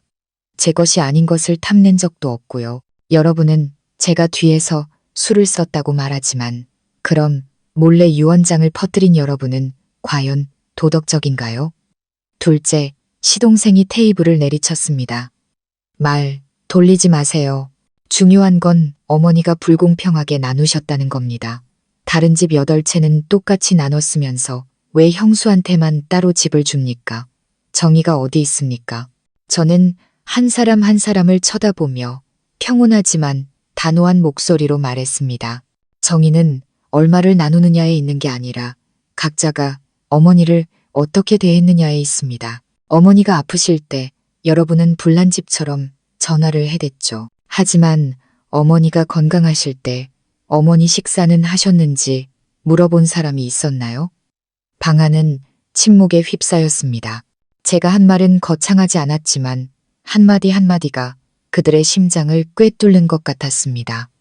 그리고 유언장은 어머니의 뜻입니다. 불만이 있으시면 법원에 소송을 거세요. 하지만 제발 여러분의 탐욕스러운 잔치에 저를 끌어들이지 마세요. 저는 자리에서 일어나 시어머니께 고개를 숙였습니다. 어머님, 푹 쉬세요. 저는 이만 가보겠습니다. 저는 뒤돌아 걸어나갔습니다. 등 뒤로 의자가 밀리는 소리, 형제들 사이에서 작게 시작되어 점점 커지는 다툼 소리가 들려왔습니다. 저는 돌아보지 않았습니다. 남은 몫을 차지하기 위한 전쟁이 본격적으로 시작되었음을 알았지만 저는 그 전쟁에 속한 사람이 아니었기 때문입니다. 그날 저녁, 저는 딸아이 옆에 앉아 수학 공부를 가르쳐 주었습니다. 아이가 고개를 들고 물었습니다. 엄마, 우리 집 하나 더 생기는 거예요? 저는 순간 멈칫했습니다. 누가 그런 말을 하던. 제 친구요. 친구 부모님이 그러셨대요. 할머니가 수진이 엄마한테 집을 줘서 다른 식구들이 질투한대요. 저는 미소를 지으며 아이의 머리를 쓰다듬었습니다. 그럴 수도 있겠지. 하지만 집이 있든 없든 엄마가 더 좋은 사람이나 나쁜 사람이 되는 건 아니야. 엄마가 착하게만 살면 어디든 우리 집이 될 수 있단다. 딸아이는 고개를 끄덕였습니다. 그리고 저는 속으로 다짐했습니다. 그 오피스텔은 사람의 마음이 얼마나 깊고 얕은지를 보여주는 마지막 시험대가 될 것이며 과연 내가 이 낡은 소용돌이에서 벗어날 만큼 강한지를 증명하게 될 것이라고요. 그 격렬했던 가족회의 이후 저는 정신적으로 겪을 수 있는 모든 공격을 다 겪었다고 생각했습니다. 하지만 그건 빙산의 일각에 불과했습니다. 그 후 며칠 동안 제 삶은 더 이상 평온하지 않았습니다. 날카로운 시선, 악의적인 문자, 잠결에도 들려오는 험담의 연속이었습니다. 셋째, 동서미영 씨는 가족 단톡방에 글을 올렸습니다. 욕심 없는 척하려면 끝까지 조용히나 있지. 뒤에서 호박씨 까면서 착한 척하는 거 정말 피곤하다. 둘째 동서는 자기 SNS에 의미심장한 글을 남겼습니다. 진짜 영리한 사람은 바보인 척하는 사람이다. 하지만 더 많은 걸 얻기 위해 바보인 척하는 건 좀 심하지 않나. 저는 답하지 않았습니다. 하지만 솔직히 지쳐가고 있었습니다. 참고 침묵하면 모든 것이 지나갈 거라고 생각했지만 제 침묵은 오히려 그들이 더 기세등등하게 날뛰는 빌미가 되는 것 같았습니다. 어느 날 저녁 아이들 옷장을 정리하다가 우연히 낡은 서랍을 열었습니다. 그 안에는 남편이 예전에 쓰던 구형 휴대폰이 있었습니다. 고물상에 팔아버릴까 하다가 아이들이 갓 태어났을 때 찍은 사진이 남아있을까 싶어 전원을 켰습니다. 배터리는 거의 없었고 화면은 낡았지만 다행히 켜졌습니다. 저는 녹음 파일 목록을 열었습니다. 남편이 건설 현장 감독으로 일할 때 할 일을 잊지 않기 위해 음성으로 메모를 남기던 옛 습관 때문이었죠. 오래된 파일들을 스크롤하다가 2주 전에 녹음된 파일 하나에서 멈칫했습니다. 파일 이름은 2025 7 10 가족회의. 저는 재생 버튼을 눌렀습니다. 처음에는 잡음과 컵 부딪히는 소리가 들렸습니다. 그러다 둘째 시동생의 목소리가 들려왔습니다. 개인 유언장이라니 절대 김수진 그 여자를 가만 놔두면 안 돼. 내가 미영 씨한테도 말해뒀어. 그 사본 빨리 빼내서 단톡방에 터뜨려서 망신을 줘야 한다고. 미영 씨의 작은 웃음소리가 들렸습니다. 그건 제가 처리할게요. 제가 예전에 어머니 일주일 돌봐드렸을 때 서랍 열쇠가 어디 있는지 봤거든요. 비밀번호도 기억하고요. 둘째, 시동생의 목소리가 이어졌습니다. 빠를수록 좋아. 엄마가 갑자기 돌아가시기라도 하면 김수진이 그 집 다 차지하고 우린 길바닥에 나앉게 될걸. 심장이 멎는 것 같았습니다. 저는 벌떡 일어났습니다. 휴대폰을 쥔 손이 부들부들 떨렸죠. 한 명이 아니었습니다. 두 명이었습니다. 늘 점잖은 척하던 시동생과 입만 열면 어머니를 위한다던 동서. 그들이 유언장을 몰래 빼내 사진을 찍고 분란을 일으키기 위해 일부러 퍼뜨린 장본인들이었습니다. 그뿐만이 아니었습니다. 그들은 미리 계획하고 한 걸음 한 걸음 한마디 한마디를 계산했던 것입니다. 저는 의자에 주저앉았습니다. 마음이 혼란스러웠죠. 다음 날 저는 서둘러 증거를 내놓지 않았습니다. 좀 더 지켜볼 필요가 있었고 사람의 바닥이 어디까지인지 확인해야 했습니다. 저는 평소처럼 병원에 들렀습니다. 시어머니는 여전히 쇠약했지만 요즘 들어 눈빛에 슬픔이 어려 있었습니다. 그녀가 물었습니다. 수진아, 혹시 둘째 애 못 봤니? 저는 대답했습니다. 요 며칠 못 봤어요. 그녀는 한숨을 쉬었습니다. 아무래도 나한테 뭘 숨기는 것 같아. 어제 전화 통화하는 걸 들었는데 유언장 사본인이 뭐니 하다가 내가 깨어난 걸 보고는 화들짝 놀라서 전화를 끈 터구나. 저는 그녀의 손을 꼭 잡으며 부드럽게 말했습니다. 어머님, 걱정 마세요. 제가 알아서 할게요. 그날 저녁 저는 녹음 파일을 제 개인 이메일로 보내두었습니다. 누구에게도 바로 보내지 않았고 소란을 피우지도 않았습니다. 저는 기다렸고 예상대로 이틀 뒤 가족 단톡방이 다시 들썩였습니다. 이번에는 멀리 살아서 다툼에 잘 끼지 않던 막내 시누이가 목소리를 냈습니다. 오빠들, 언니들 너무들 한다. 엄마가 아직 살아계시는데 돌아가신 분 재산 나누듯 싸우는 게 말이 돼. 생각할수록 엄마가 너무 불쌍해. 미영 씨가 반박했습니다. 아가씨, 무슨 소리야? 우린 그냥 명확하게 하자는 거지. 누가 뭘 훔치거나 뺏은 건 아니잖아. 저는 딱 하나의 메시지를 보냈습니다. 아무런 설명도 감정도 없이 짧은 녹음 파일 하나만. 3분도 채 지나지 않아 단톡방은 폭발했습니다. 이게 뭐야, 미영 씨. 설명 좀 해봐. 둘째, 오빠. 이거 오빠 목소리 맞잖아. 세상에, 이게 도대체 어떻게 된 일이야?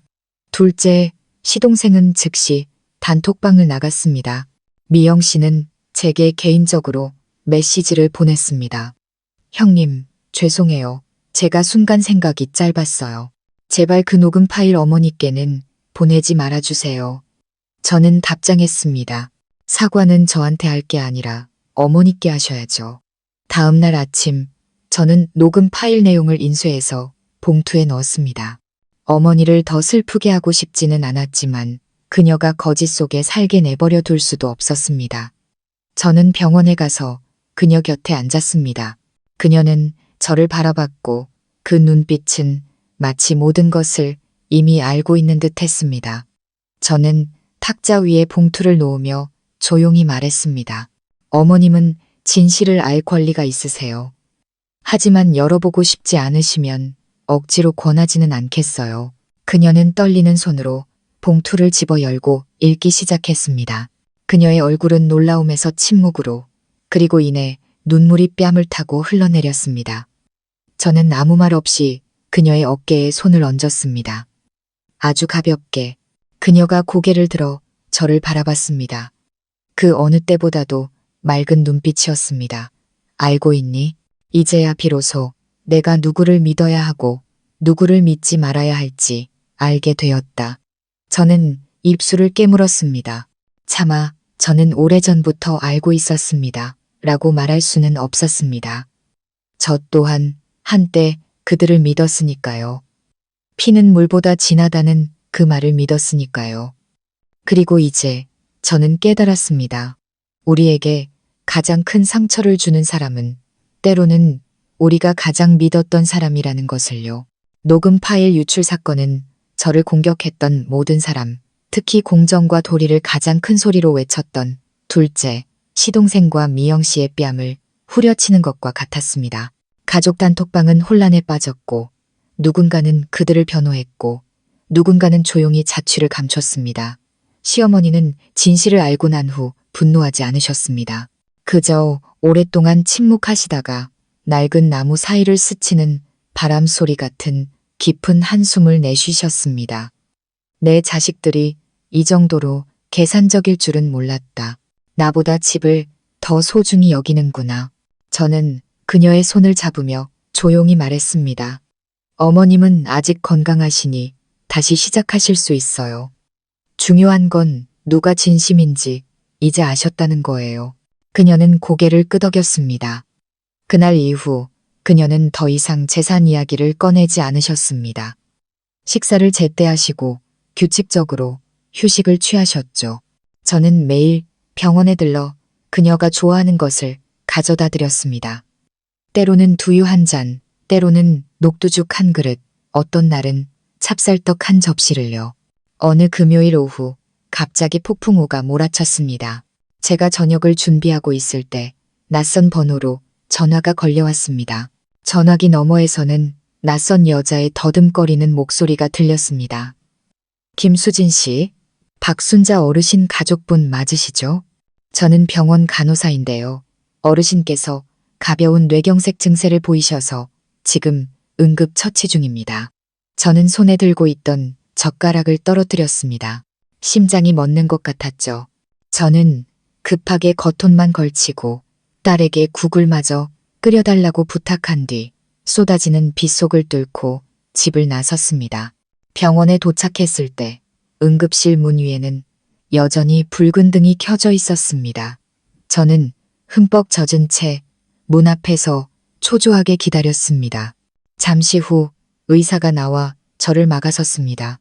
환자분께서 가벼운 뇌경색으로 하반신에 약간의 마비 증상이 있지만 의식을 잃을 정도는 아닙니다. 다만 부정맥 증상이 있어 면밀히 관찰해야 합니다. 저는 고개를 끄덕였습니다. 빗물과 눈물이 뒤섞여 뺨을 타고 흘렀죠. 몇 분 후 병실로 들어갈 수 있었습니다. 시어머니는 눈을 반쯤 뜬 채 누워 계셨고 입술을 희미하게 움직였습니다. 저를 보자 그녀는 힘겹게 손을 들려 했습니다. 저는 서둘러 다가가 그녀의 주름진 손을 잡았습니다. 어머님, 저 왔어요. 걱정 마세요. 그녀는 제 손을 꽉 잡고 희미하게 웃으려 애썼습니다. 목소리는 거의 들리지 않을 정도로 약했습니다. 내 곁에 있어다오. 어디 가지 말고. 저는 고개를 끄덕였습니다. 눈물이 그녀의 손등 위로 떨어졌죠. 여기 있을게요. 아무데도 안 가요. 저는 밤새도록 그녀 곁을 지켰습니다. 밖에서는 비바람이 몰아치고 천둥이 울렸지만 병실 안에는 심박 측정기에 규칙적인 삑삑 소리만 울려 퍼졌습니다. 저는 그녀의 이마에 맺힌 땀을 닦아주고 마른 입술에 물을 한 숟갈씩 떠넣어 드렸습니다. 다른 사람은 아무도 오지 않았습니다. 남편은 급한 회의가 있어 아침에나 끝날 것 같다고 전화했습니다. 시동생들과 시누이는 아무도 연락이 없었고 안부조차 묻지 않았습니다. 저는 원망하지 않았습니다. 다만 마음이 두 갈래로 찢어지는 것 같았습니다. 한편으로는 분노가 치밀고 다른 한편으로는 가슴이 아팠습니다. 그녀가 다시 제 손을 잡으며 나지막이 말했습니다. 만약 내가 이 고비를 넘기지 못하면 마지막으로 부탁 하나만 들어주겠니? 저는 깜짝 놀라 말했습니다. 어머님, 그런 말씀 마세요. 괜찮아지실 거예요. 그녀는 씁쓸하게 웃었습니다. 눈빛이 먼 곳을 향했죠. 지금 너에게 말해두지 않으면 평생 한을 품고 갈 것 같아서. 저는 그녀의 손을 꼭 잡고 귀를 기울였습니다. 그녀는 아주 작은 목소리로 떨리는 단어 하나하나를 내뱉었습니다. 옛날 집 내 침대 머리맡 서랍에 수첩이 하나 있다. 그 안에 금고 비밀번호랑 땅 관련 서류 몇 장이 들어있어. 네가 그걸 가지고 있다가 만약 내가 잘못되면 법적으로 처리해다오. 내 자식들이 재산 때문에 인간성을 잃는 꼴은 보고 싶지 않다. 저는 고개를 끄덕였습니다. 목이 메어왔죠. 이런 경험을 해본 사람이 있을까요? 한 어머니가 생사의 기로에서 친자식의 이름 대신 며느리에게 마지막 당부를 남기는 순간을요. 어쩌면 이 모든 일을 겪고 나서야 그녀는 저를 진짜 딸처럼 여기게 된 것일까요? 새벽녘에 그녀는 잠이 들었고 저는 병상 옆에 웅크려 잠이 들었습니다. 동이 틀 무렵 밖에서 다급한 발소리가 들려왔습니다. 눈을 떠보니 멀리 살아 평소 잘 나서지 않던 막내 시누이가 허둥지둥 달려오고 있었습니다. 형님, 엄마는요? 저는 병상을 가리키며 조용히 말했습니다. 괜찮아. 방금 잠드셨어. 깨우지 마. 시누이는 눈물을 글썽이며 가슴에 손을 얹었습니다. 소식 듣고 다리에 힘이 다 풀렸어요. 오빠들한테 전화했는데 아무도 안 받더라고요. 형님 생각밖에 안 나서 바로 달려왔어요. 저는 그 아이를 보았습니다. 아마도 자식들 중에 유일하게 인간성을 조금이라도 간직한 아이를 보니 마음이 조금 놓였습니다. 그녀는 의자에 앉아 제 손을 잡았습니다. 형님, 지난 며칠 동안 형님이 많이 억울하셨던 거 알아요. 하지만 엄마를 버리지 말아주세요. 엄마 혼자 외롭게 두지 마세요. 저는 희미하게 웃었습니다. 나는 어디 간 적 없어. 처음부터 지금까지 여기 있었는걸. 그날 저를 그토록 맹렬히 비난했던 사람들 중 누구도 병원에 오지 않았습니다. 시어머니는 조용히 누워 고른 숨을 쉬셨고 가끔 잠결에 수지나 하고 제 이름을 불렀습니다. 저는 깨달았습니다. 어떤 것들은 서류로 증명하지 않아도 진실이 된다는 것을요. 저와 시어머니의 관계처럼 말입니다. 피로 시작된 관계는 아니었지만 그 어떤 혈연보다 더 끈질긴 유대로 끝나가고 있었습니다. 그녀가 말했던 침대 머리맡 서랍을 찾아갔습니다. 그녀의 말대로 안에는 낡은 수첩 하나가 있었고 그 사이에는 금고 비밀번호가 적힌 종이, 누렇게 바랜 서류 몇 장, 서명되지 않은 토지 양도 계약서, 그리고 겉봉에 이렇게 쓰인 편지 한 통이 끼워져 있었습니다. 내가 마지막으로 믿는 며느리 수진이에게. 저는 편지를 든 채 손을 떨었습니다. 마음이 복잡했죠. 어쩌면 가장 큰 진실은 아직 밝혀지지 않은 채 이 편지 안에 잠들어 있는 것일지도 모른다는 생각이 들었습니다. 온 가족이 함께 식사하던 그 낡고 작은 탁자 앞에 오랫동안 말없이 앉아 있었습니다. 제 앞에는 떨리는 글씨체로 이렇게 쓰인 편지가 놓여 있었죠. 내가 마지막으로 믿는 며느리 수진이에게. 저는 서둘러 열지 않았습니다. 손바닥에 올려놓고 눈을 감고 깊은 숨을 내쉬었습니다. 불길한 예감처럼 이 편지 속에는 단순한 당부가 아니라 저 자신 혹은 이 가족 전체의 생각을 뒤흔들 만한 무언가가 담겨 있을 것 같았습니다. 저는 천천히 봉투를 열었습니다. 누렇게 바랜 종이 위 잉크 자국 몇 군데가 번져 있었습니다. 아마 눈물 자국이겠지요. 저는 읽기 시작했습니다. 수진아, 내가 이 편지를 읽고 있다면 내가 너에게 머리맡 서랍에서 이걸 꺼내오라고 부탁했다는 뜻이겠지. 그리고 나 역시 내게 남은 시간이 많지 않다는 걸 안다. 그래서 더는 숨기고 싶지 않구나. 내가 거의 20년 동안 마음속에 담아두었던 이야기가 있다. 그것 때문에 매일 밤 잠을 설쳤고 몇 번이나 말하려다 그만두었지. 이제 나는 오직 너만이 이 이야기를 들을 만큼 침착하고 너그러운 사람이라고 믿는다. 네가 첫 아이를 가졌을 때 기억하니? 의사가 네가 유산 위험이 크고 고혈압에 임신 중독증까지 올 수 있다고 했었지. 그때 우리 집은 몹시 어려웠는데 너는 여전히 일을 했고 시부모를 봉양했고 모든 짐을 짊어지고 있었어. 바로 그때 나는 네 남편에게 너를 시골 친정으로 보내 요양시키라고 시댁에서 떨어져 있는 게 낫겠다고 권했단다. 나는 그 애에게 수진이가 너무 약해서 아이를 낳다가 잘못되기라도 하면 온 집안이 힘들어질 거다라고 말했다. 알고 있니? 내가 그렇게나 잔인한 말을 했었다. 너를 미워해서가 아니라 그저 그 순간 내가 우리 집의 짐처럼 느껴졌기 때문이다. 하지만 네가 임신 7개월 만에 조산했을 때 의사가 긴급 수술 동의서에 서명할 가족을 불렀을 때 너는 나를 불렀다. 남편도 친정엄마도 아닌 나를. 너는 내 손을 잡고 가쁜 숨을 몰아쉬며 말했지. 어머니, 저 죽게 내버려 두지 마세요. 그 순간 나는 내가 틀렸다는 걸 깨달았다. 내가 너를 차별하고 말이 없다는 이유로 무시했던 것이 잘못이었다. 너의 침묵을 어리석음이라 여겼던 것이 잘못이었다. 하지만 너는 단 한 번도 나를 원망하지 않았지. 깨어난 후에도 너는 웃으며 가장 먼저 나를 불렀고 곁에 있어줘서 고맙다고 말했다. 수진아, 미안하다. 내 평생 처음으로 내 피를 나누지 않은 사람에게 고개 숙여 사과한다. 그 후로 나는 너에게 보상해주고 싶었지만 너는 아무것도 받지 않았지. 목걸이 한 줄, 옷감 한 필도 받지 않았다. 마치 네가 이 집에 오직 며느리 노릇을 하고 짐을 짊어지기 위해 온 사람처럼, 사랑받을 필요가 없는 사람처럼. 그러다 작년에 의사가 내게 심장 판막증 3기 진단을 내렸을 때 나는 비로소 재산 분배를 생각하게 되었다. 주위를 둘러보니 8자식 모두에게 돌아갈 몫이 있었지만 오직 너에게만 내가 가장 큰 빚을 지고 있었다. AO 오피스텔은 내가 그래서 남겨둔 것이다.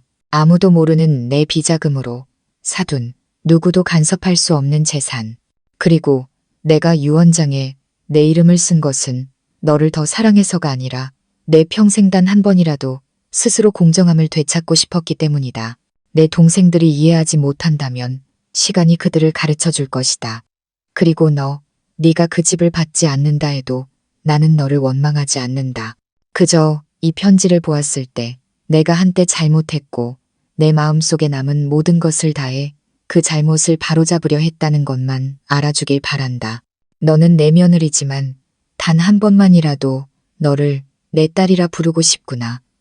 엄마, 박순자. 저는 편지를 접었습니다. 가슴 위에 무거운 돌덩이가 얹힌 듯 숨이 막혔습니다. 저는 울었습니다. 시집 온 지 몇 년 만에 처음으로 서러움이나 억울함 때문이 아닌 인정받고 사랑받고 있다는 느낌 때문에 울었습니다. 비록 늦었지만 그래도 말입니다. 저는 마치 할머니의 손길이 느껴지는 듯 아직 온기가 남은 잉크 자국을 손으로 쓸어보았습니다. 내가 너에게 안아주지 못했던 빚이 있구나. 이제 이 글자들로 너를 안아준다. 그날 밤 저는 잠들지 못했습니다. 저는 편지 내용 전체를 새 수첩에 옮겨 적고 원본은 봉투에 넣어 서랍 깊숙이 잠가두었습니다. 이 사실을 저 혼자만 간직할 수는 없었습니다. 제가 옳았다는 것을 증명하기 위해서가 아니라 시댁 식구 모두에게 그들이 이방인 취급하고 더 많은 몫을 챙기기 위해 조용히 있는다고 여겼던 사람이 실은 어머니가 생사의 기로에서 가장 믿었던 사람이었다는 것을 보여주기 위해서였습니다. 그리고 저는 알았습니다. 이 편지가 공개되는 순간 또 다른 폭풍이 몰아칠 것이라는 것을. 하지만 이번에는 저는 더 이상 고개 숙이지 않을 것입니다. 저는 큰며느리 김수진이자 시어머니가 마지막으로 부르기로 선택한 딸이었으니까요. 식탁에 앉아 시어머니의 편지를 여전히 손에 들고 있었습니다. 이른 아침 햇살이 창문을 통해 들어와 낡고 누렇게 변한 종이 한 귀퉁이를 비추었습니다. 마치 아직 말하지 못한 것들과 반드시 드러내야 할 것들 사이를 가르는 기묘한 빗줄기 같았죠. 저는 이 편지를 더 이상 침묵 속에 묻어둘 수 없다는 것을 알았습니다. 저는 용서할 수 있었지만 진실이 묻히는 것을 내버려 둘 수는 없었습니다. 언젠가 사람들이 또다시 어머니에 대해 거짓말을 지어낼까 두려웠습니다. 평생을 강하게 사셨지만 마지막에 이르러서야 진심 어린 사과의 말을 건넨 그 여인. 저는 어머니가 오해받는 것을 원치 않았습니다. 제가 아첨을 잘해서 혹은 교활하게 몫을 챙겼기 때문에 어머니가 저를 편애했다고 누구도 말하게 하고 싶지 않았습니다. 그녀는 너무 늦게 사랑을 표현하셨기에 그 마지막 사랑이 시댁 식구들이 계속해서 서로를 물어뜯는 이유가 되게 할 수는 없었습니다. 그날 오후 저는 막내 시누이에게 전화를 걸었습니다. 집안에서 유일하게 부드러움과 인간성을 잃지 않은 아이였죠. 아가씨, 온 가족이 모일 자리를 좀 마련해 줄 수 있을까? 이번에는 내가 할 말이 있어. 무슨 일 있어요? 형님. 그녀는 걱정스럽게 물었습니다. 모두에게 보여줘야 할 게 있어. 모두가 반드시 알아야만 하는 것. 사흘 후 시댁 식구들이 다시 모였습니다. 하지만 이번에는 제가 먼저 모임을 주선했고 그 사실만으로도 그들은 놀란 듯 했습니다. 텅 비었던 시어머니의 집은 다시 사람들로 북적였고 지난번 재산 분배 때처럼 시끄러웠습니다.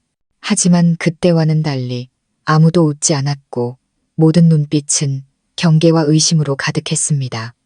제가 무슨 일을 벌일지 아무도 몰랐으니까요. 저는 단정하게 차려입고 하얀 봉투 하나를 손에 들고 도착했습니다. 저는 안으로 들어가 평소처럼 한 사람 한 사람에게 인사를 건넨 뒤 모든 시선이 집중되는 방 한가운데에 앉았습니다. 빙빙 돌릴 필요 없이 저는 바로 말을 시작했습니다. 이전까지 제가 침묵했던 것은 제 침묵이 이 집안을 평화롭게 할 것이라 믿었기 때문입니다. 하지만 오늘은 어머니를 위해 제가 목소리를 내야겠습니다. 방 안의 공기는 활시위처럼 팽팽해졌습니다. 막내 시누이가 조용히 제 곁으로 의자를 끌어당겨 앉았습니다. 다른 사람들, 특히 둘째 시동생과 미영 씨는 노골적으로 불쾌한 표정을 지었습니다. 둘째 시동생이 퉁명스럽게 말했습니다. 할 말 있으면 빨리 하세요. 옛날 얘기 꺼내서 울고불고 신세 한탄할 생각 마시고요. 저는 봉투를 열어 시어머니가 직접 쓰신 편지를 꺼냈습니다. 저는 편지를 들어 올리고 또렷하게 말했습니다. 이것은 어머님의 친필 편지입니다. 제게만 따로 써서 잠긴 머리맡 서랍에 보관해 두셨죠. 어머님은 필요할 때만 열어보라고 하셨는데 오늘이 바로 그날인 것 같습니다. 미영 씨가 미간을 찌푸렸습니다. 개인 편지요? 그게 진짜라고 누가 증명하는데요? 저는 대꾸하지 않고 읽기 시작했습니다. 제 목소리는 흔들림 없이 차분하고 분명했습니다. 편지의 한 글자 한 글자가 정적에 휩싸인 방 안에 울려 퍼졌습니다. 제가 시어머니가 한때 저를 집에서 내쫓으려 했다는 대목을 읽었을 때, 그리고 제가 조산하며 희미한 목소리로 그녀를 어머니라고 불렀던 순간을 읽었을 때, 방 안의 눈빛들이 변하기 시작했습니다. 어떤 이는 고개를 숙였고, 어떤 이는 입술을 깨물었고, 어떤 이는 얼굴을 붉혔습니다. 저는 계속해서 읽어내려갔고, 마침내 시어머니가 저를 마지막으로 믿는 딸이라고 부른 마지막 문장에 이르러 편지를 접어 테이블 위에 내려놓았습니다. 몇 분간 아무도 말을 하지 않았습니다. 그러다 둘째 동서가 떨리는 목소리로 처음 입을 열었습니다. 만약 정말 어머니가 쓰신 거라면 형님, 죄송해요. 저는 어머니가 그렇게 깊은 생각을 하셨을 거라고는 상상도 못했어요. 셋째, 시동생이 고개를 숙였습니다. 저도 죄송합니다. 지난 세월 동안 형수님이 조용히 계시는 걸 보고 계산적인 사람이라 오해했습니다. 이제 보니 제가 틀렸네요. 저는 방 안에 있는 한 사람 한 사람을 쳐다봤습니다. 저를 이방인 취급하고 수동적이고 입속을 못 차리는 멍청한 며느리라는 딱지를 붙였던 사람들. 오늘 그들은 제가 멍청한 것이 아니라 단지 제 자존심을 지키기 위해 더러운 곳에 끼어들지 않기로 선택했다는 것을 알게 되었습니다. 저는 누구의 동정도, 누구의 은혜도 필요하지 않았습니다. 하지만 오늘 제가 이 편지를 읽은 것은 제가 옳았다는 것을 증명하기 위해서가 아니라 어머니의 마지막 삶에 공정함을 돌려드리기 위해서입니다. 저는 둘째 시동생을 향해 시선을 돌렸습니다. 아주버님은 제가 뒤에서 술을 썼다고 하셨죠. 이제는 어떻게 생각하세요? 그는 침묵했습니다. 잠시 후 그는 천천히 일어나 깊이 고개를 숙였습니다. 형수님, 제가 잘못했습니다. 더 이상 할 말이 없습니다. 저는 고개를 끄덕였습니다. 그 사과가 필요했던 것은 아니지만 적어도 하나의 가면이 벗겨졌다는 것을 알았습니다. 저는 해질녘에 그 집을 나섰습니다. 부드러운 바람이 얼굴을 스치며 한 번도 느껴보지 못했던 평온함을 안겨주었습니다. 집으로 돌아오는 길, 남편은 낡은 차로 저를 태워주었습니다. 그는 길 위에서 아무 말도 하지 않았습니다. 그러다 집으로 들어가는 작은 골목으로 꺾이기 직전 그는 갑자기 차를 세우고 저를 돌아봤습니다. 수진아, 네, 당신이 이렇게 강한 사람인 줄 정말 몰랐어. 지난 세월 동안 내가 당신을 너무 몰랐구나. 저는 그의 눈을 똑바로 쳐다보며 부드럽게 말했습니다. 괜찮아요. 제가 저를 아는 것만으로도 충분해요. 저는 누구에게 인정받기 위해 산 게 아니라 나중에 제 자신을 돌아봤을 때 부끄럽지 않기 위해 살았어요. 남편이 제 손을 잡고 꽉 쥐었습니다. 아주 오랜만에 저는 그가 눈물을 흘리는 것을 보았습니다. 그리고 저는 알았습니다. 비단 시어머니뿐만 아니라 마침내 제가 남편이라 부르는 그 남자 역시 저의 진짜 모습을 보게 되었다는 것을요. 아무것도 요구하지 않고 모든 것을 묵묵히 짊어져온 아내, 며느리, 그리고 한 여자의 모습을요. 시어머니의 친필 편지를 가족회의에서 낭독한 이후 시댁의 분위기는 눈에 띄게 변했습니다. 더 이상 제게 비아냥거리는 사람도 오피스텔 AO에 대해 다시 입을 여는 사람도 없었죠. 하지만 저는 침묵이 곧 이해를 의미하지는 않는다는 것을 알았습니다. 그들은 단지 저를 다른 시선으로 보기 위해 잠시 멈췄을 뿐이었습니다. 더 이상 조용한 그림자가 아니라 계산적인 사람들 전체를 고개 숙이게 할 힘과 목소리를 가진 사람으로요. 시어머니는 뇌경색 후유증으로 여전히 쇠약하셨고 왼쪽 팔다리가 굳어 매일 물리치료를 받아야 했습니다. 저는 한동안 회사를 휴직하고 어머니를 병원에 모시고 다녔습니다. 그녀의 입맛에 맞는 싱거운 식사를 준비하고 매일 저녁 머리를 감겨드리거나 신문을 읽어드렸죠.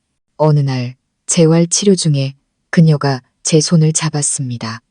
수진아, 만약 내가 잘못되면 네가 나 대신 제사를 챙겨주고 이 종갓집을 지켜다오. 저 아이들이 집을 갈기갈기 찢어놓지 않도록. 저는 미소 지었습니다. 걱정 마세요, 어머님. 제가 비록 친딸은 아니지만 지켜야 할 것은 지킬 줄 압니다. 그녀의 눈에 눈물이 그렁그렁 맺혔습니다. 그리고 그녀는 저를 얼어붙게 만드는 말을 했습니다. 내 법적 대리인 권한을 너에게 남기고 싶다. 나중에 내가 완전히 기력을 잃으면 네가 내 이름으로 모든 절차를 처리해다오. 동의하겠니? 저는 당황했습니다. 그녀는 이미 내용이 작성된 위임장 한 부를 내밀었습니다. 그녀의 지장과 제 서명만 남아 있었죠. 저는 즉시 대답하지 못했습니다. 그날 밤 저는 그 서류를 집으로 가져왔습니다. 몇 번이고 뒤집어 보며 한 줄 한 줄 읽었죠. 욕심 때문이 아니라 걱정 때문이었습니다. 일단 서명하고 나면 저는 합법적인 대리인이 됩니다. 즉, 그녀의 재산, 토지에 관한 모든 일을 제가 결정해야 한다는 의미였죠. 그리고 다른 식구들이 가만히 있지 않을 것이 분명했습니다. 남편이 저를 보며 깊은 생각에 잠겨 말했습니다. 어떻게 할 생각이야? 이 책임을 더 짊어져야 할지 고민 중이에요. 당신이 하지 않으면 누가 하겠어? 저 형제들 중에 누가 진심으로 엄마를 위하는데. 저는 침묵했고 이내 제게 다른 선택지가 없다는 것을 깨달았습니다. 다음 날 저는 그녀를 모시고 공증사무소로 갔습니다. 그녀는 떨리는 손으로 서류 위에 지장을 찍었습니다. 저는 그 아래에 서명했죠.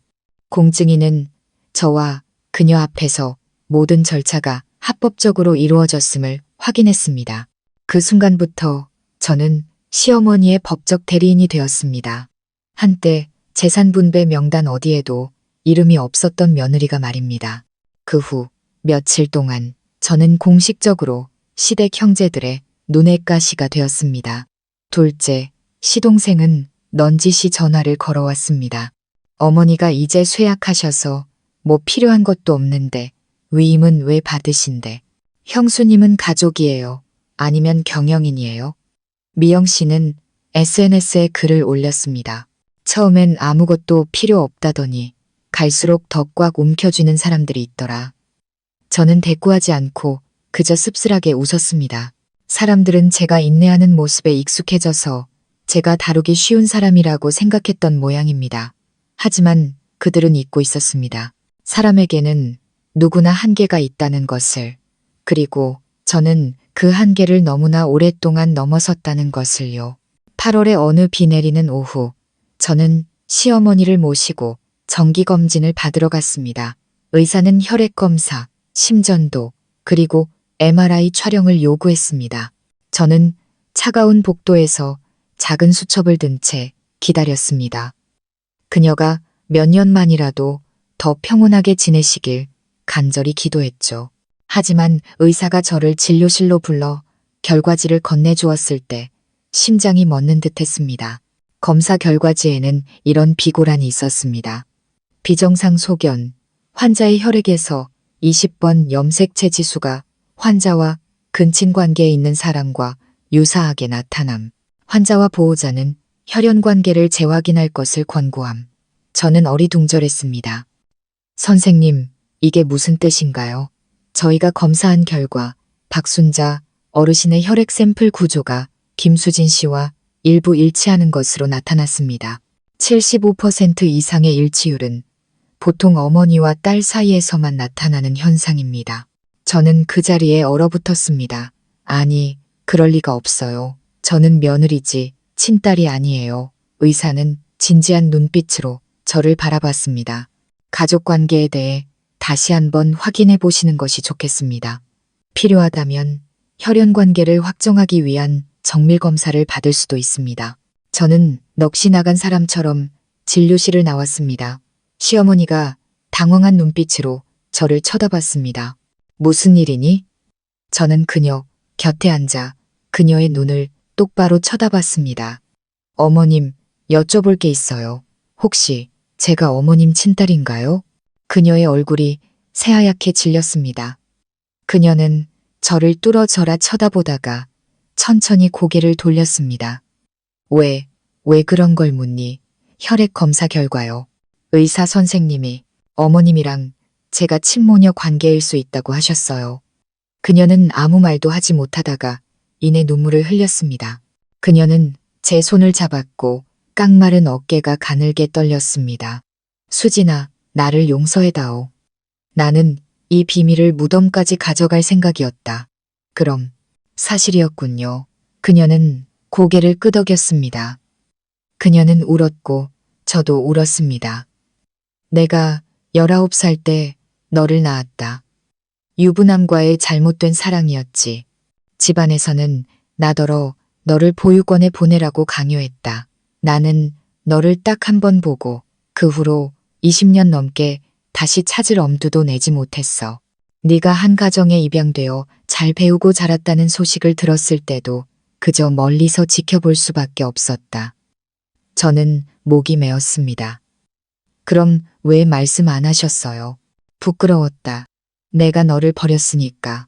나중에 큰애와 너를 결혼시키기로 했을 때 나는 모든 걸 알면서도 침묵했다.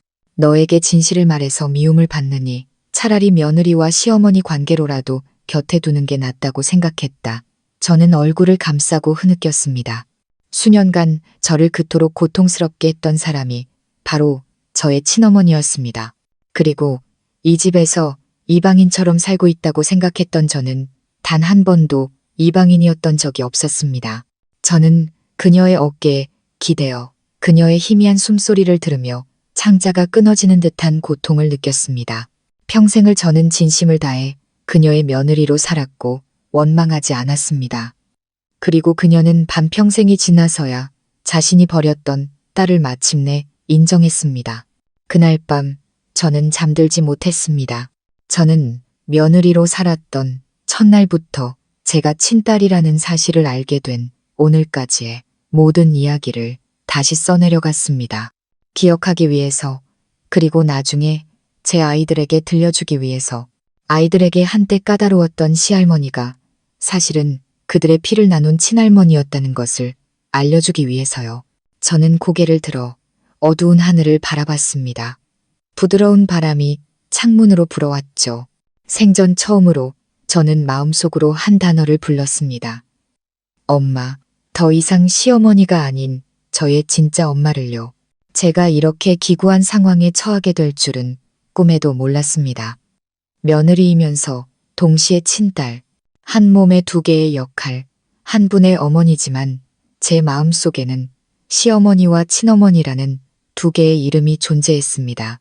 수년간의 원망과 상처는 이제 한 방울의 눈물이 되어 아픔 때문인지 감동 때문인지 모를 채 흘러내렸습니다. 저는 며칠 동안 그 비밀을 마음속에 간직했습니다. 아무에게도 말하지 않았죠. 이해하고 온전히 용서하고 저를 그토록 힘들게 했던 사람이 바로 저를 낳아준 사람이라는 사실에 익숙해질 시간이 필요했습니다. 하지만 인생은 누구에게도 많은 시간을 주지 않았습니다. 그날 오후 제가 물리치료를 마친 어머니의 서류를 정리하고 있을 때 갑자기 둘째 시동생과 미영 씨가 나타났습니다. 그들 뒤에는 말끔한 셔츠, 차림의 낯선 남자, 두 명이 서류 가방을 들고 서 있었죠. 저는 자리에서 일어났습니다. 아주버님, 동서, 무슨 일이세요? 어머니는 방금 치료를 마치셨어요. 둘째, 시동생이 차갑게 말했습니다. 어머니의 재산 대리권에 대해 이야기하러 왔습니다. 어머니가 모든 권한을 형수님께 위임하셨다고 들었습니다. 제가 입을 열기도 전에 미영 씨가 끼어들었습니다. 그리고 저희는 더 충격적인 소식을 들었어요. 형수님이 어머니의 친딸이라면서요. 그게 사실입니까? 병실의 공기가 순식간에 사라진 듯 했습니다. 쉬고 계시던 시어머니가 눈을 뜨고 모두를 둘러본 뒤 저를 쳐다봤습니다. 저는 그녀가 떨고 있는 것을 보았습니다. 두 손을 꼭 쥐는 모습이 마치 거대한 무언가를 맞이할 준비를 하는 것 같았죠. 저는 다가가 그녀의 어깨에 부드럽게 손을 얹었습니다. 어머님, 허락도 없이 죄송해요. 하지만 그들이 이미 알게 된 이상 한 번은 직접 말씀하셔서 수년간의 오해와 의심을 끝내시는 게 좋을 것 같아요. 시어머니는 고개를 끄덕였습니다. 그녀는 똑바로 앉았고 더 이상 피하는 기색 없이 또렷한 눈빛으로 말했습니다. 맞다. 수진이는 내 딸이다. 그녀의 목소리는 단호하고 분명했습니다. 둘째, 시동생은 얼어붙었습니다. 어머니, 무슨 농담을 그렇게 하세요? 미영 씨는 비웃음을 터뜨렸습니다. 친딸이요? 왜? 지금까지 아무도 몰랐죠. 아니면 이게 형수님이 재산을 독차지하기 위한 마지막 수법인가요? 어머니는 미영 씨를 쳐다봤습니다.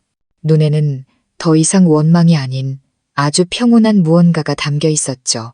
너희들이 서로 자기 몫을 챙기느라 너무 바빠서 내가 마음속 깊이 숨겨둔 것에는 전혀 신경 쓰지 않았기 때문이다. 내가 말하지 않은 것은 수진이가 알까봐 두려워서가 아니라 너희들이 그 진실을 또 다른 분열의 이유로 삼을까봐 두려웠기 때문이다. 둘째, 시동생이 침대 난간을 내리쳤습니다. 그래서요? 온 가족을 속여놓고 이제 와서 저 여자 혼자 모든 걸 차지하게 만드셨다고요?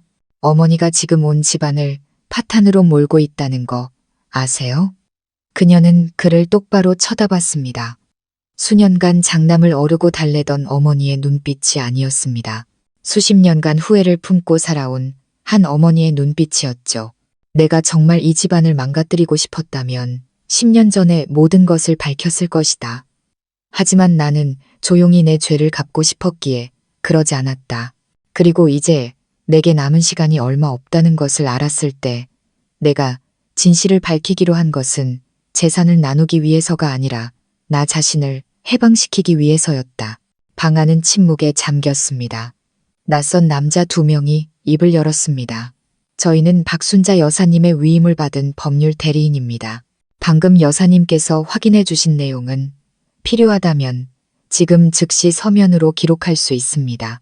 재산과 관련된 모든 결정은 합법적으로 공증되었으며 누구도 이의를 제기할 수 없습니다. 둘째, 시동생의 얼굴이 붉어졌습니다. 그는 거친 목소리로 외쳤습니다. 하지만 형수님이 친딸이라면 상속권이 있다는 뜻이잖아요.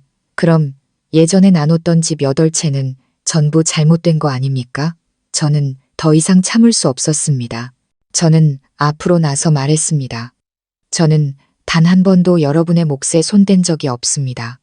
첫 번째 재산 분배에서 제외되었을 때도 저는 침묵했습니다. 어머니를 돌보면서도 저는 침묵했습니다. 저는 그저 조용히 살고 싶었을 뿐입니다. 하지만 저를 평범하게 살지 못하게 만든 건 바로 여러분입니다. 저는 집 한 채 필요 없습니다. 하지만 저는 진실이 필요합니다. 제 어머니가 존중받는 것이 필요합니다. 여러분이 더 이상 어머니의 선한 마음을 짓밟지 않는 것이 필요합니다. 시어머니가 울음을 터뜨렸습니다. 그녀는 제 손을 잡았고 눈물이 그렁그렁 맺혔습니다. 미안하다. 너를 며느리로만 살게 하고 단 한 번도 딸이라 불러주지 못해서 미안하다. 내가 잘못했지만 더 이상 누구도 그 과거를 빌미로 너를 괴롭히게 두지는 않겠다. 그녀는 변호사를 향해 돌아섰습니다. 유언장을 다시 작성하고 싶습니다. 완전하고 합법적인 공식 유언장으로 그 안에 내가 가진 모든 것, A요, 오피스텔이든 저축한 돈이든 전부 수진이에게 남기겠습니다. 다른 자식들은 이미 충분히 나눠주었으니 누구도 이의를 제기할 권리가 없습니다. 방 안은 충격에 휩싸였습니다. 셋째, 시동생은 의자에 주저앉으며 중얼거렸습니다. 어머니, 진심이세요? 둘째, 동서는 분을 이기지 못해 울음을 터뜨리며 저를 손가락질했습니다. 결국 원하는 걸 다 얻으셨네요. 마침내 본색을 드러내셨어. 저는 그녀를 미워하지도 비웃지도 않고 조용히 말했습니다. 저는 어머니께 아무것도 바라지 않습니다. 하지만 여러분이 이 혈연의 정을 짓밟게 내버려 두지는 않겠습니다. 비록 늦었지만 저는 여전히 어머니의 딸이고 어머니가 돌아가시는 날까지 그 사실에 부끄럽지 않게 살 겁니다. 그날 저녁 시어머니, 아니 나의 친어머니는 2명의 변호사와 정신감정 증인인 의사, 그리고 남편이 증인으로 선 앞에서 유언장에 다시 서명했습니다. 어머니는 낡은 편지를 소중한 기념품으로 간직하라고 하셨습니다. 세상에는 원망과 단절이라는 기나긴 길을 돌아 마침내 제자리를 찾는 인연도 있다는 증거로 말입니다. 그리고 비록 늦었지만 그것이 바로 피로 맺어진 운명이라는 것을요. 그 운명적인 회의 이후 시댁의 모든 것이 변했습니다. 더 이상 공개적으로 저를 적대하는 사람도 살가운 척하는 사람도 없었습니다. 한때 재산 다툼의 전쟁터였던 그 집은 이제 이상할 정도로 고요해졌습니다. 형제들은 바쁘다는 핑계로, 고향에 간다는 핑계로 뿔뿔이 흩어졌고 모두가 김수진이라는 이름을 경계하듯 부끄러워하듯 피했습니다. 저는 여전했습니다. 묵묵히 어머니를 돌봤습니다. 이제는 입에 익숙해진 친어머니라는 호칭으로요. 수십 년의 며느리 생활 동안 단 한 번도 온전히 불러보지 못했던 이름이었습니다. 공식적으로 유언장을 다시 작성하신 후 어머니는 눈에 띄게 쇠약해지셨습니다. 의사는 어머니가 신부전 말기에 접어들었다고 했습니다. 저는 장기 휴직을 내고 병실에 간이 침대를 놓고 밤낮으로 어머니 곁을 지켰습니다. 어느 날 밤 가쁜 숨소리에 잠에서 깼습니다. 어머니가 깨어나 제 손을 더듬어 잡으셨습니다. 눈은 흐릿했지만 여전히 부드러운 빛이 담겨 있었죠. 수진아, 엄마를 원망하니? 저는 어머니의 손을 꼭 잡고 고개를 저었습니다. 원망 안 해요. 원망했다면 매일 밤 여기 앉아있지 않았을 거예요. 어머니는 힘없이 웃으셨습니다. 옛날에 내가 조금만 더 용기가 있어서 너를 지켰더라면 내 인생이 이렇게 고달프지는 않았을 텐데. 하지만 저는 오히려 이렇게 돌아오지 않았다면 제가 과연 선량하게 사는 법을 배울 수 있었을까 싶어요. 저는 어머니를 바라봤습니다. 눈물이 흘러 치아가 흐려졌습니다. 피곤해서인지 억눌렀던 감정이 터져 나와서인지 알 수 없었죠. 어느 날 오후 어머니는 제게 여행 가방 속에 숨겨둔 낡은 나무 상자를 가져오라고 하셨습니다. 열어보니 안에는 낡고 빛바랜 흑백 사진 한 장이 들어있었습니다. 흰 셔츠를 입은 키 큰 남자가 기차역 앞에 서 있는 사진이었죠. 사진 뒤에는 삐뚤빼뚤한 글씨로 이렇게 쓰여 있었습니다. 수진이에게 만약 언젠가 다시 만나게 된다면. 어머니는 먼 곳을 바라보며 말씀하셨습니다. 내 아버지다. 내가 처음으로 사랑했던 사람. 내가 임신한 걸 알고 나를 버렸지. 사람들은 내가 경솔하고 어리석었다고 했지만 나는 그저 미숙한 마음으로 온전히 사랑했을 뿐이다. 저는 아무 말도 할 수 없었습니다. 나중에 들으니 그는 외국으로 건너가 다른 가정을 꾸렸다고 하더구나. 내게 연락 한 번 없었고 너를 찾지도 않았지.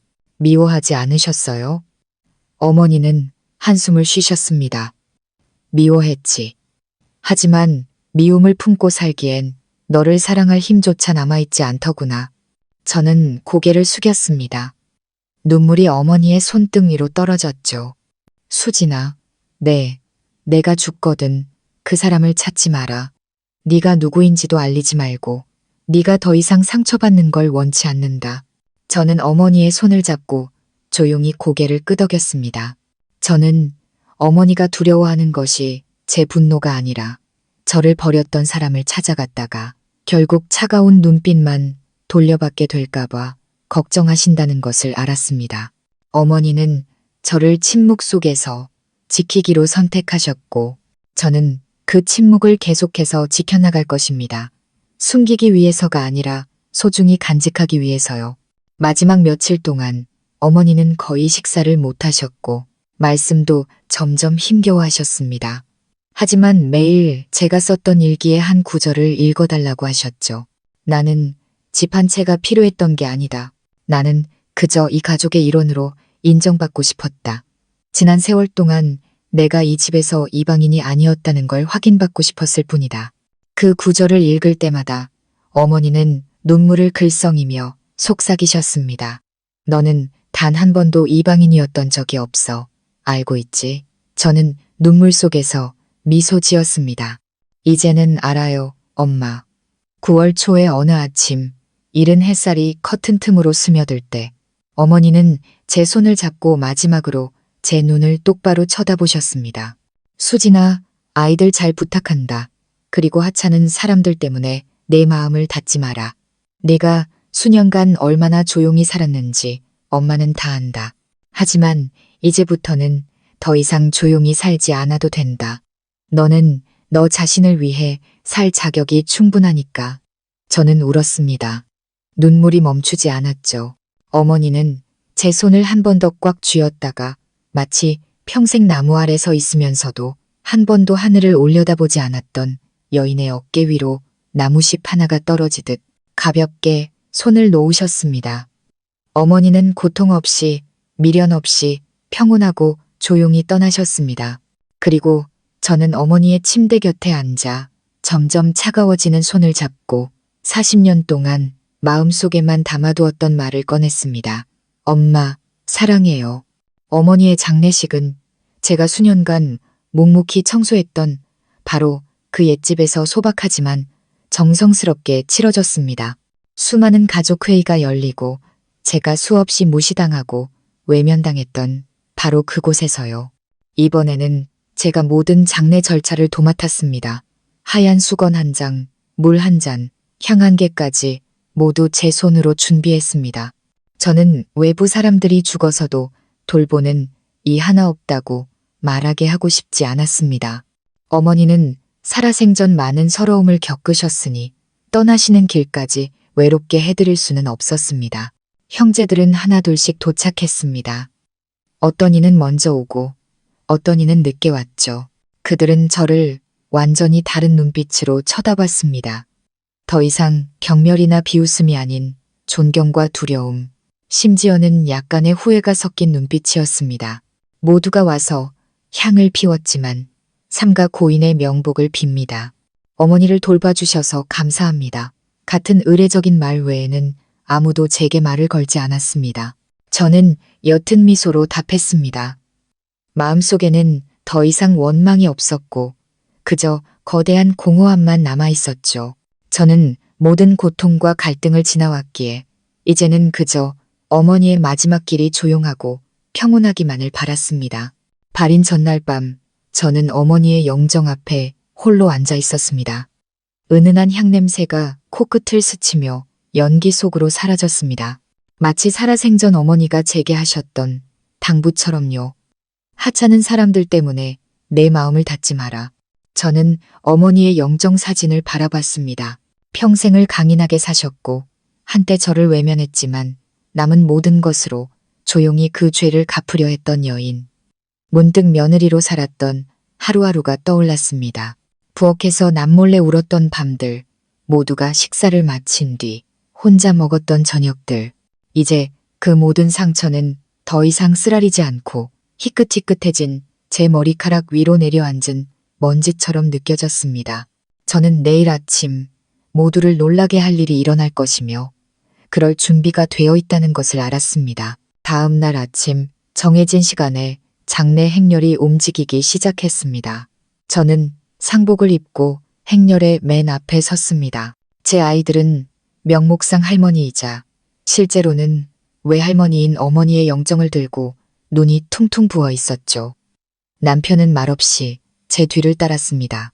운구차에 오르기 전 그가 제 손을 꽉 잡아준 것만으로도 수만 마디 말을 대신했습니다. 묘지에 도착했을 때 모두가 무덤 주위에 둘러섰습니다. 분위기는 엄숙했고 아무도 이전처럼 재산 얘기를 꺼내지 못했죠. 모두가 기다리고 있었습니다. 제가 중요한 무언가를 쥐고 있다는 것을 알았기 때문입니다. 관이 내려진 후 저는 사람들 앞에 섰습니다. 손에는 어머니의 낡은 나무 상자를 들고 있었죠. 그 안에는 유언장 원본과 함께 모두 앞에서 낭독하라고 어머니가 남기신 편지가 들어있었습니다. 저는 고개를 들어 긴장된 채 기다리는 얼굴들을 쳐다본 뒤 말했습니다.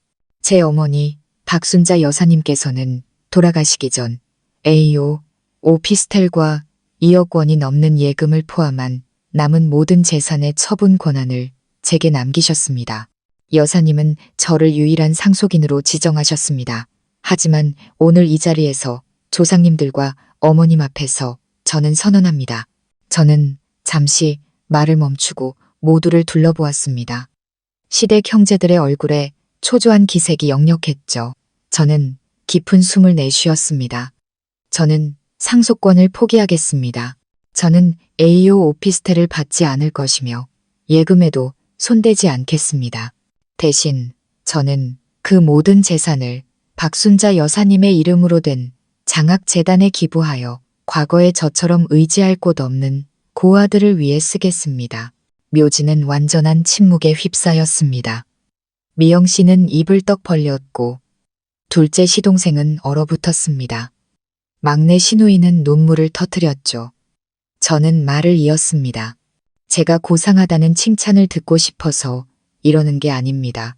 저는 이 가족을 짓눌렀던 모든 다툼과 시기를 끝내고 싶어서 이 일을 하는 겁니다. 제 어머니는 한때 자신의 딸을 잃으셨습니다.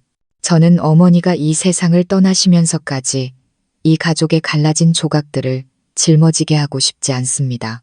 저는 수년간 며느리로 살면서 집 한 채 받지 못했고 단 한 번도 요구한 적이 없습니다.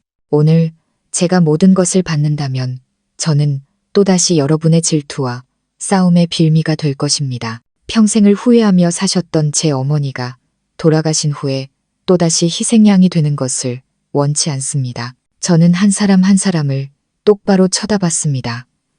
이제 저에게 소송을 걸고 싶은 분 계십니까? 아무도 한마디도 하지 못했습니다.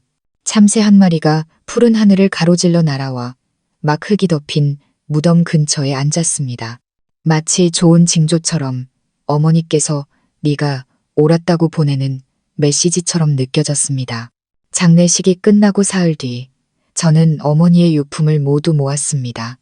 낡은 스웨터, 아버지의 사진, 어머니의 수첩, 모든 것을 상자에 담아 잠근 뒤 옷장 구석에 넣어두었습니다. 기억을 지우고 싶지는 않았지만 과거에 얽매여 계속 아파하고 싶지도 않았습니다. 저는 선한 씨앗이라는 이름으로 장학재단을 열고 박순자 여사님을 기리며 시장 입구에서 복권을 팔던 한 고아 소녀에게 첫 장학금을 전달했습니다. 새 노트를 품에 안은 아이를 보며 저는 그 아이의 눈 속에서 제 자신의 모습을 보았습니다. 한때 누군가의 사랑과 구원을 간절히 기다렸던 그 눈빛으로.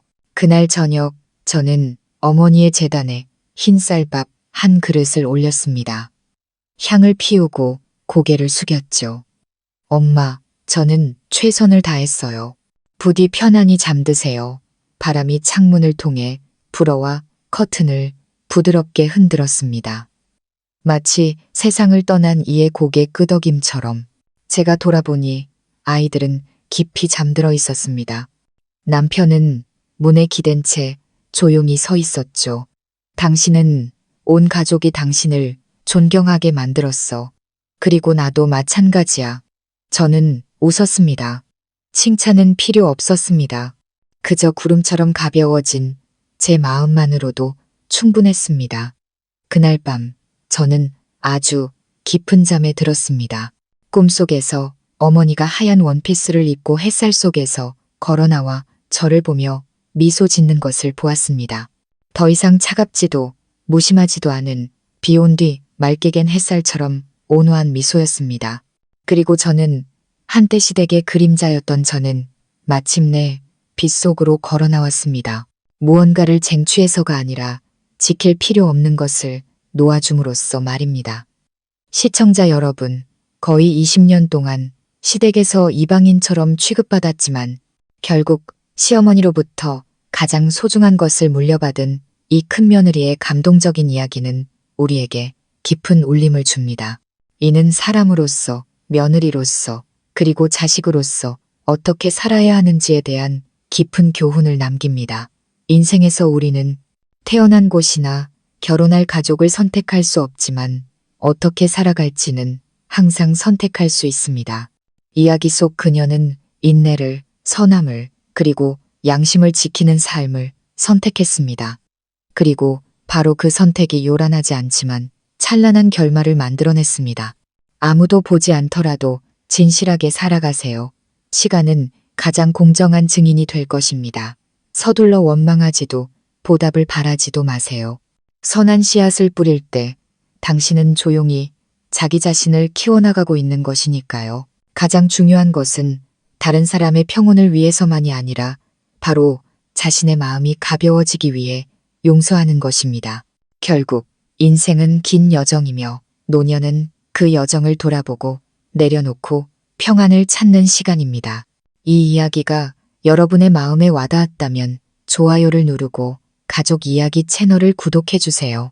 그리고 사랑하는 사람들에게 이 영상을 공유해 주세요. 여러분의 댓글을 통해 우리 사회의 선하고 인간적인 가치를 함께 나누고 싶습니다.